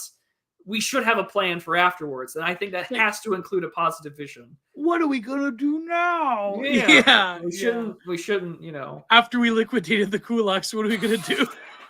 Well, I guess we'll liquidate some more, It always happens that way, by the way. Always happens. But that's what I mean. I understand. I don't know why that got into there's other issues, like I say, the fact that two sides are aligned with two huge monumental groups, the Bappists and the AF people, I don't know. I feel that the whole, thing is unprovoked.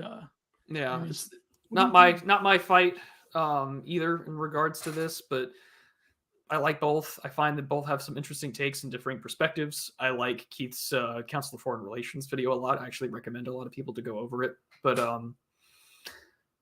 so I guess death by cognitive dissonance. I know it sounds like we're cucking on this question because it's. Questions like that I feel like are always intended to pose, like which side are you on type deal, but I don't want that to be the case. Yeah, sorry. I Oh, just you're had to talk to my old man about something. You're fine. I love it when your old man would walk in on BTR streams and like make you look like an extremist. Yeah. No, we were starting to my racist son. I know. He like really bothered me that one time when we were talking about Israel. No, we just had to sort out dinner, but yeah, so moving on. Is that Martin in the chat? Yeah, it was Vinman, exactly. So no, but like I said, like I don't understand the dispute. Like I think like I hope and I pray that one day we will have Kino and Nectar where Keith and A will have a stream sorting out their differences, but that probably will never happen. I doubt it extremely, but yeah.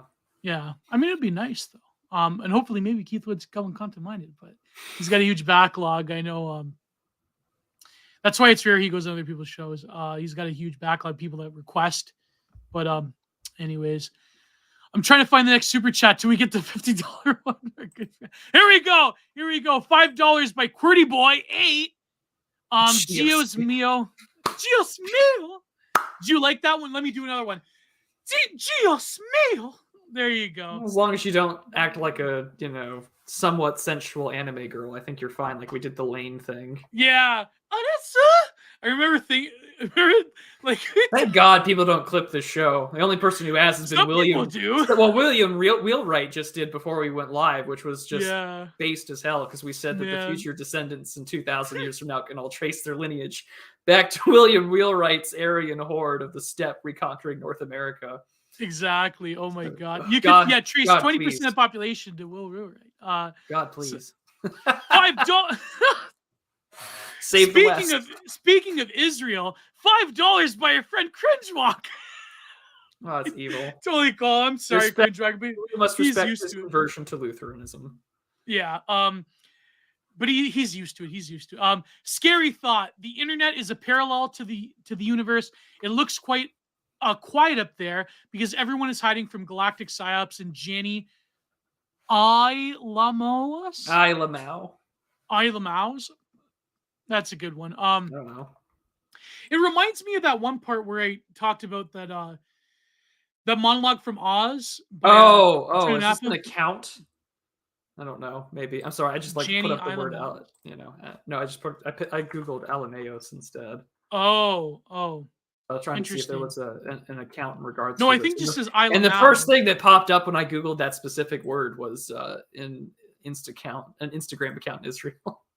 Oh, there you go. So he would, yeah. Man, that's terrible. Speaking of Israel, it all cosmically aligned. Enough dog whistles for this show, right? No, but yeah. Anyways, I think it's sort of like Discourse, like detaching from humanity to the point where like the galactic waves are so filled with nonsense that it like approaches a quietism in a way. Like the infinity of Discourse means that there's almost the cessation of Discourse. In a weird way, like it's almost like samsara, right? Like that was such a brilliant point. And like for those who don't know, go to my video where I talk about where I review Byung-Chul Han. It's a clip from I believe chapter 2 where I talk about that dialogue from Oz with Antonio Napa, the mafia boss, about like the internet technology and like really it was amazing because I believe that episode came out in like 2000 or like even maybe 1999. So they were already thinking about the sort of info overload of the internet back then. So, but yeah, thank you very much, Cringe Walker, as always, friend of the show. And $4.99 by Raging Mandrill finally is paying off. Gio isn't cute enough to get Theo Bucks, but everyone knows how to get Theo Bucks. Yeah, I'm not going to say the last one, but thank you, Raging Mandrill. Well, neither of us are getting that money then. Yeah, well, maybe Prude. He could probably. Never mind. I'm not so sure about that, Gio. Well, I said on Twitter that our good friend Aaron Ace is probably easily sissified. So yeah, and I replied with that repent, with the Pepe the Frog holding a firearm to some Wojak's head. But I bet if Ace took some HRT for a few years, he probably would. Never mind. Like one of those Filipinas, like the third gender they got there in Chio, never mind. Keep digging that hole, Chio. Keep digging it. Keep digging that hole. Oh boy, Ace, I'm sorry. Very sorry, Ace. $2, Spasticus Autisticus. I like it when people say my name too, because that's an amazing name. Spastic is autistic. He is one of the best. I like it when I get super chats from him. Geo's humility maxing. There you go. Spasticus Autisticus. I love that name so much. You'd think that someone would have done the "Are you not entertained?" From Are you not entertained?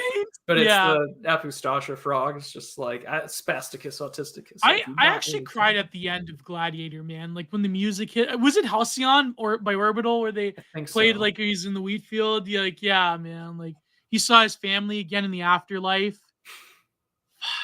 I'm gonna cry, man. I'm gonna cry. Men don't cry. We cry for things like that. Oh my God. I can never pronounce his name, but for 150, was that Kroner? By which is like I'm probably I think it's Kroner. Johannes Paleologos. Paleologos. Yeah. So just John Paleologos or something like Johannes Paleologos. Thank you, my friend. I believe he's also a patron of mine. Gio, check your Twitter DMs. Ever thought about having... Oh, yeah, you DM me once. Jonathan Pajou and Content Minded someday. Yes, I will eventually have, probably in the new year. I probably will one of these days DM Jonathan Pajou, but I want to go through a lot of his stuff where he talked about like directly the work of art. Because I feel like with the Follow the Rules days, we didn't do... Jonathan Pajou justice. I want to talk about Greek iconography. He had this kind of a Sussy Bacca take, kind of an anti-Italian discrimination the other day take on Michelangelo and nudity, which I gotta question Jonathan Pajou on that one. Kind of an anti-Italian discrimination take on nudity. But thank you very much, Johannes. Thank you for the super chat. And I kind of like going through. I missed what people said about AA. So let's see here. I'm scrolling. Oh, here we go. Another $5 by Cringe Walker, our good friend.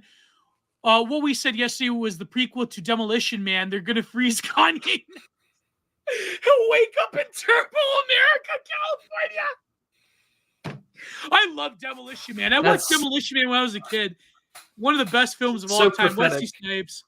Simon Says, Although I don't know if Taco Bell will be the one that wins the corporate wars. It'll be Chick-fil-A probably. I hope it's Chick-fil-A. But I saw that did you see that god awful advertisement from Pepsi about putting milk? They say they do that in the UK, milk Pepsi. That's the future. That's the beverage of Turbo America, I think. You know how they have those street vendor videos? Yeah. Like from India and Korea. There's this Indian one where they have this Indian version of like a Mountain Dew or whatever, and they like have it with milk and like this huge ice vat. So it's like the pop, but they also make it into a milkshake. Sorry, I said pop, but my Canadian is coming. Yeah, well, soda. You're Canadian. There you go. Don't hide it. And our good friend of the show of both of us, Ladislas for $50. Oh my God. Thank you so much, Ladislas. You're a good friend of mine. Oh, I'm unworthy. Work's been making it tough to watch these live. Love the last few. Continue to crush it, boys. Yes, and by the end of the week, I will upload all of them to my Anchor Spotify, but Prude will also upload his. I will. To eventually, so you can have a downloadable link. It will be my Christmas gift to have everything out on Spotify for audios. Yeah, so thank you, Ladislas, for $50. Good friend of the show. He also donates a lot to Prude, so thank you very much. Very thankful. And finally, for another 50 kroner, which I believe is $5, or was it $5? No, actually, we forgot Polish ambassador. Is PLN?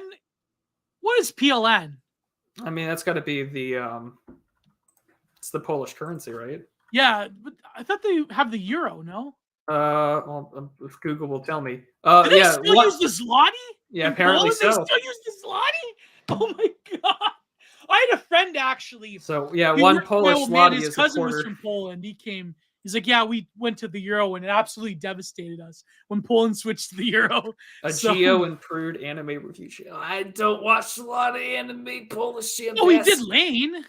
So I know. That's the first time I've watched a lot of anime in a long time. Maybe we can do Cowboy Bebop. Maybe we'll do. Well, I've seen that in full. We could definitely do a Cowboy Bebop review show. Fishing frenzy off to Thailand. You have okay. Thailand's discovered the third gender. You follow Horace Finkelstein on Twitter, right? Yeah, I love the orangutan neutral. surrounded by all the lower and smaller monkeys, where it's just like Thomas 777 teaching his racism to his multi-racial humor audience, circa 2020. And I see the picture that Aaron posts about him and Thomas meeting. I love the picture where he's got the leather suit, like the leather tie. Oh, it's so good. It's so good. It's pics that go hard. It's drip. But I loved his update video as well, where he's just like, "Yeah, I visited Amran. I saw Greg Johnson." He told him to not touch the fox. Who would win? Like Thomas would win in a fight, no doubt. He's probably been in multiple street fights. So yeah, no.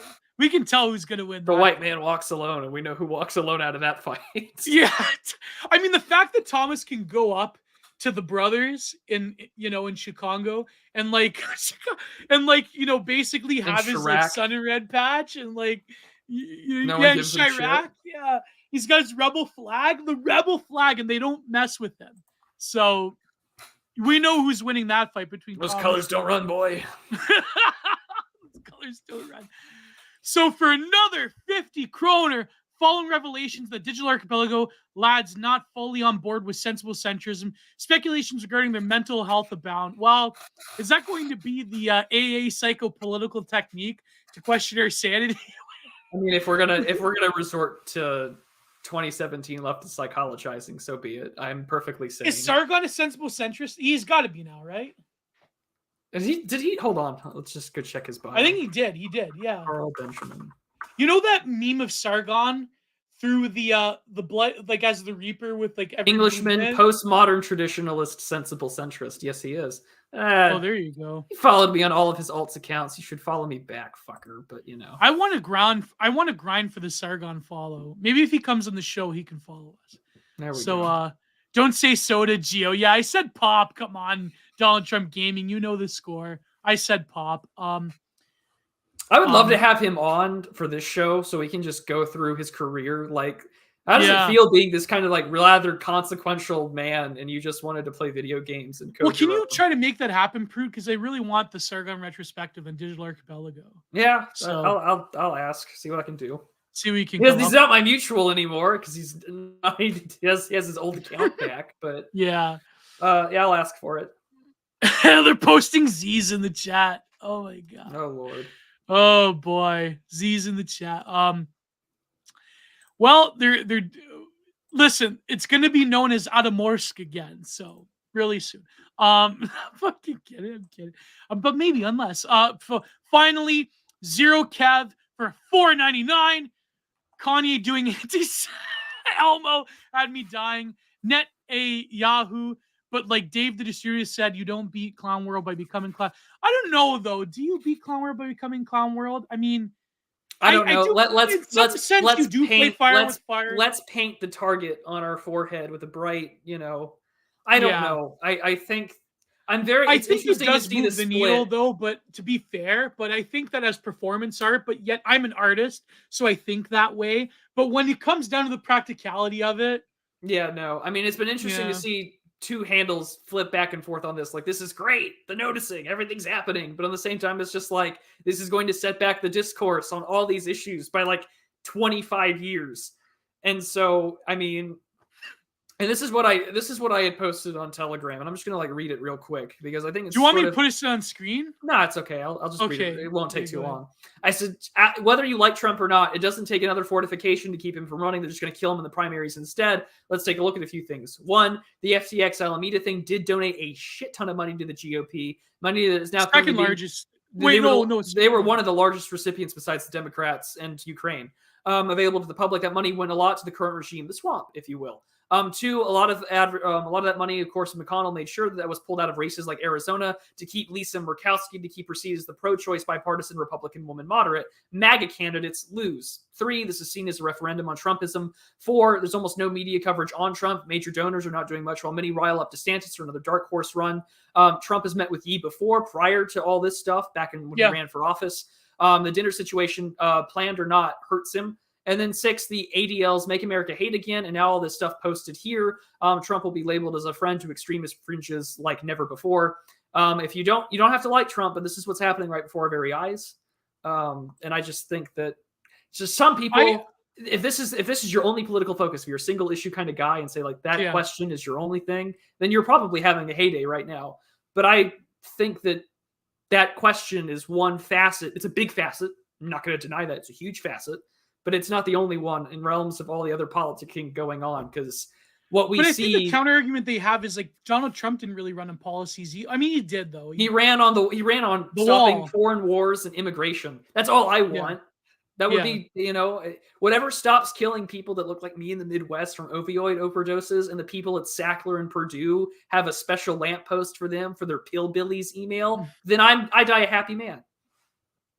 But that's what I mean, though. That's a sensibly centrist take. Lamppost is sensibly centrist. Yeah, for drug pharmaceutical companies. Exactly. No, but I mean, like, can single issue voting really win in America? Because let's look to the Obama. Obama years. What did he run on? Prior to Roe v. Wade, or prior to the Dobbs decision, it kind of was. The 2 biggest single issue votes had always been guns and medical procedure. That medical procedure where babies don't live. But that's what I mean, though. Like, can a single issue campaign post all the way to the presidency is really the question. Like, I think, why are we even talking about this? I don't know. That's the thing. Trump was kind of like Trump wasn't a single issue president, but yet when it comes to the marketing of it, his marketing was Make America Great Again. Yeah, and I'm going to reverse every single thing Obama did. And you know what? And Trump, in the end, he won. Yeah, 2016 was a referendum of Obama's legacy. Exactly, and Obama, the 8 years of Obama felt like they don't even exist anymore. So that could just be our perception. But the libs probably think differently. But in terms of what's happening now, it is weird that Obama's not lionized in the way that he was, because he was such a transitory figure.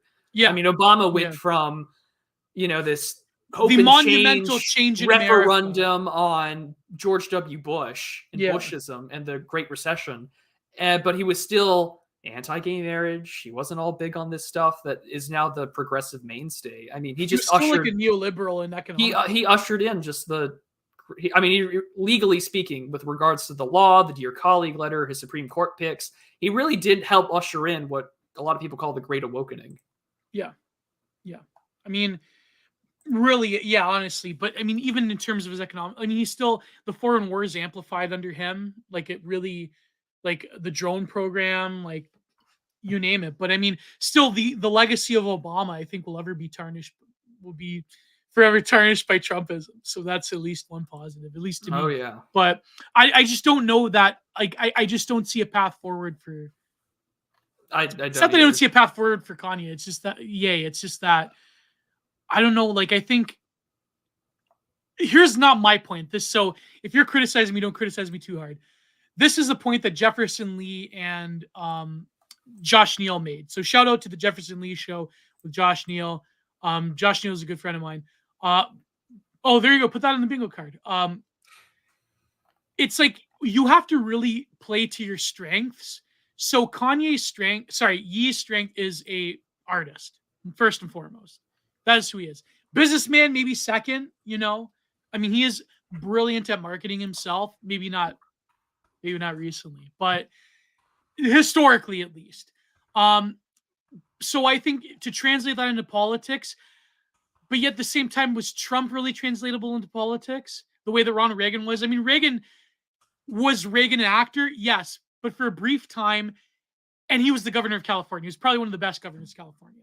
So it's like people comparing Reagan to Trump in terms of like both of them being actors. But yet at the same point, it's almost as if the only people that have the capital of the public eye are celebrities.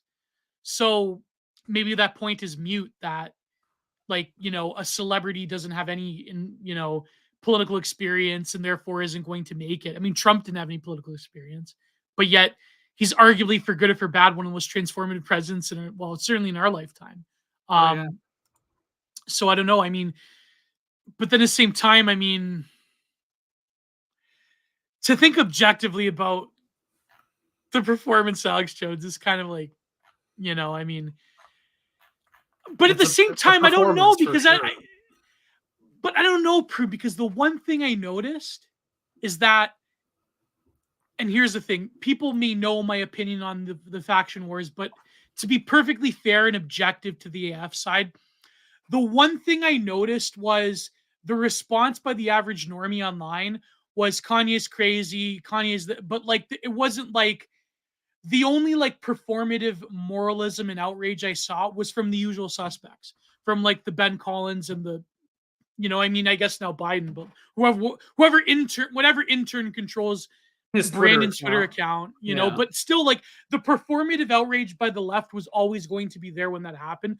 But when it comes to like the average normie, they've taken this up as a meme, as not like, this is a unique evil that Yi is doing. And it's like, no, they're taking up as like, wow, this is crazy. Can't believe this is happening. Is it bad? Probably, yeah, it's probably bad.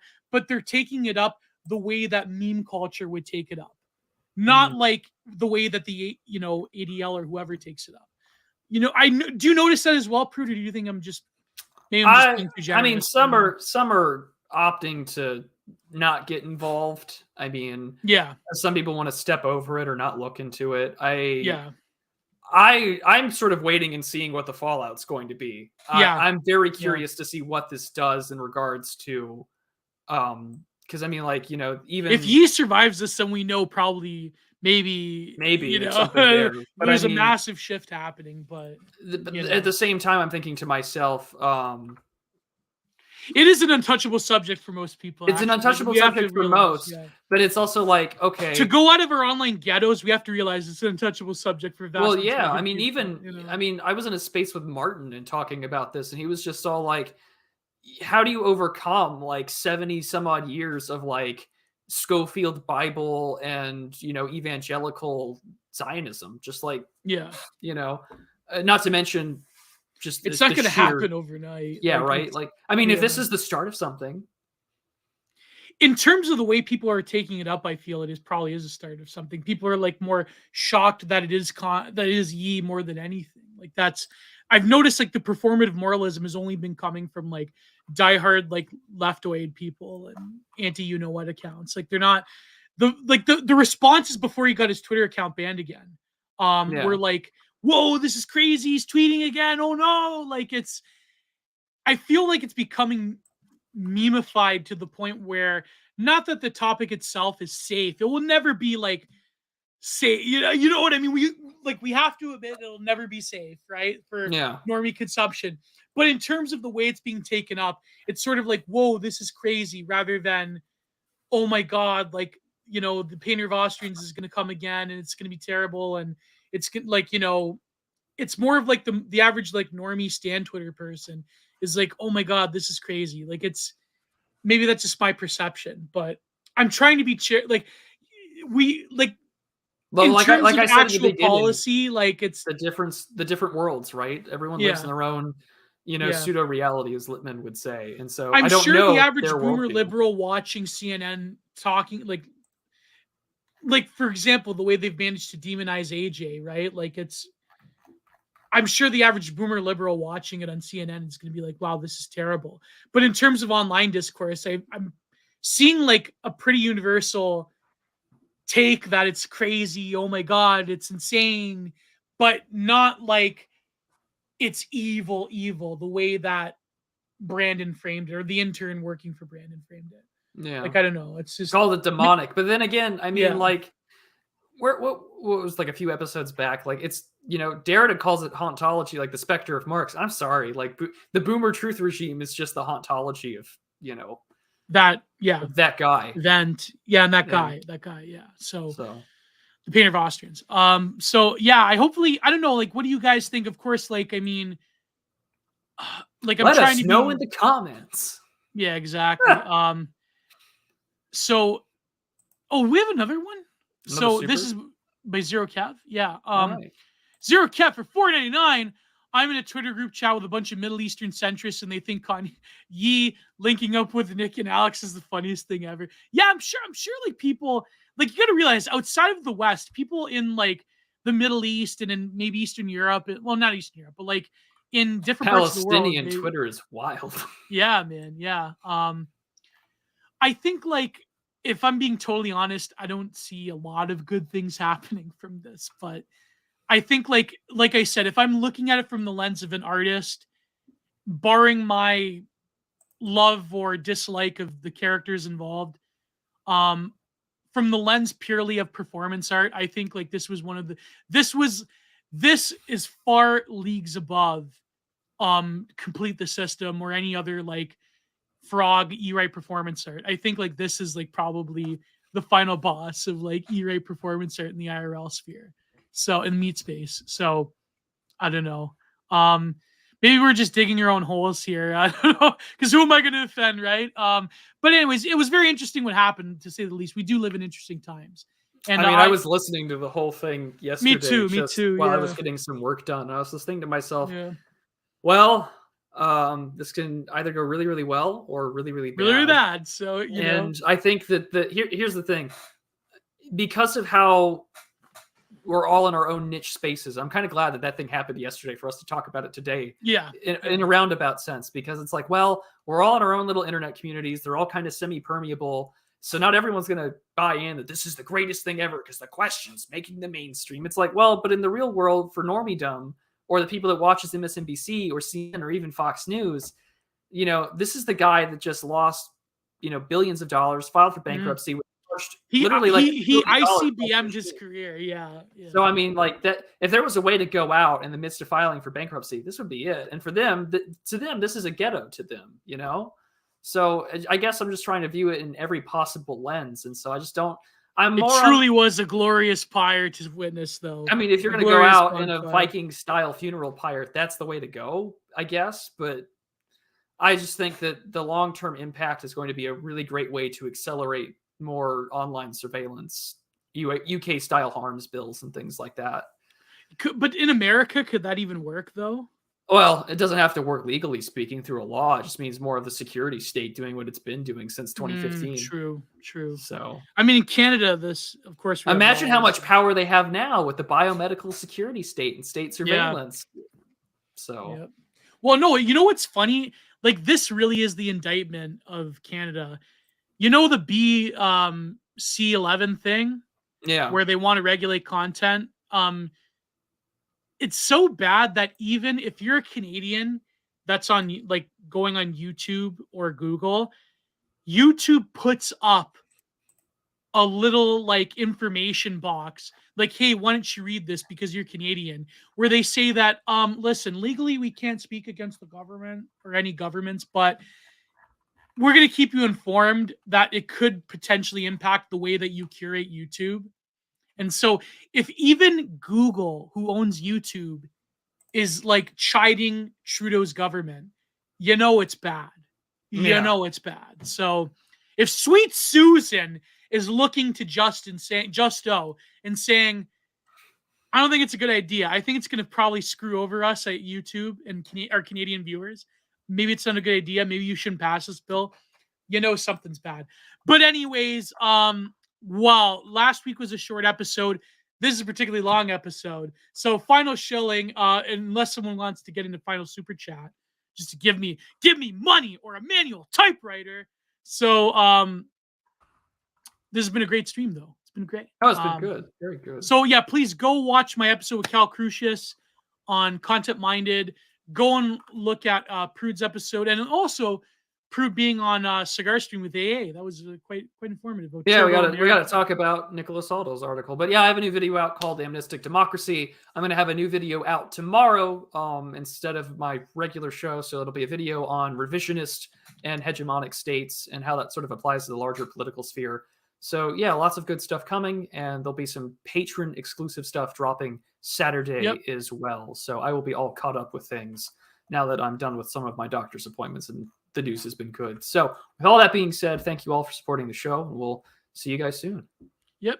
And for my patrons, also fourth chapter of Infocracy, and as always, and probably next week, I don't know, either the Wide Dog 2 or Impossible Princess next week in Content Monday. I have to think about it. But we're also on Prude's channel next week, so and we have some exciting Christmas stuff as well, Christmas content coming up. Yeah, I can't I know that the announcement hasn't come out yet, but I can happily say that both Gio and I will be on Millennial, and I get to have my Millennial appearance on my birthday, so I'm super excited.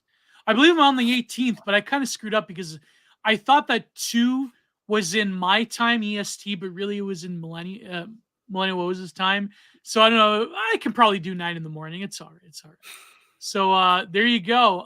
And of course, we're gonna plan out a bunch of good content for Christmas. And the week of Christmas on Content Monday, I'm releasing the 3 hours, the whole 3 hours public. Fen de Villers, my good friend, Fen. So that's gonna be amazing. So as always, thank you all. Cheers. Mwah. God bless. Goodbye. Too sweet. See you, gents.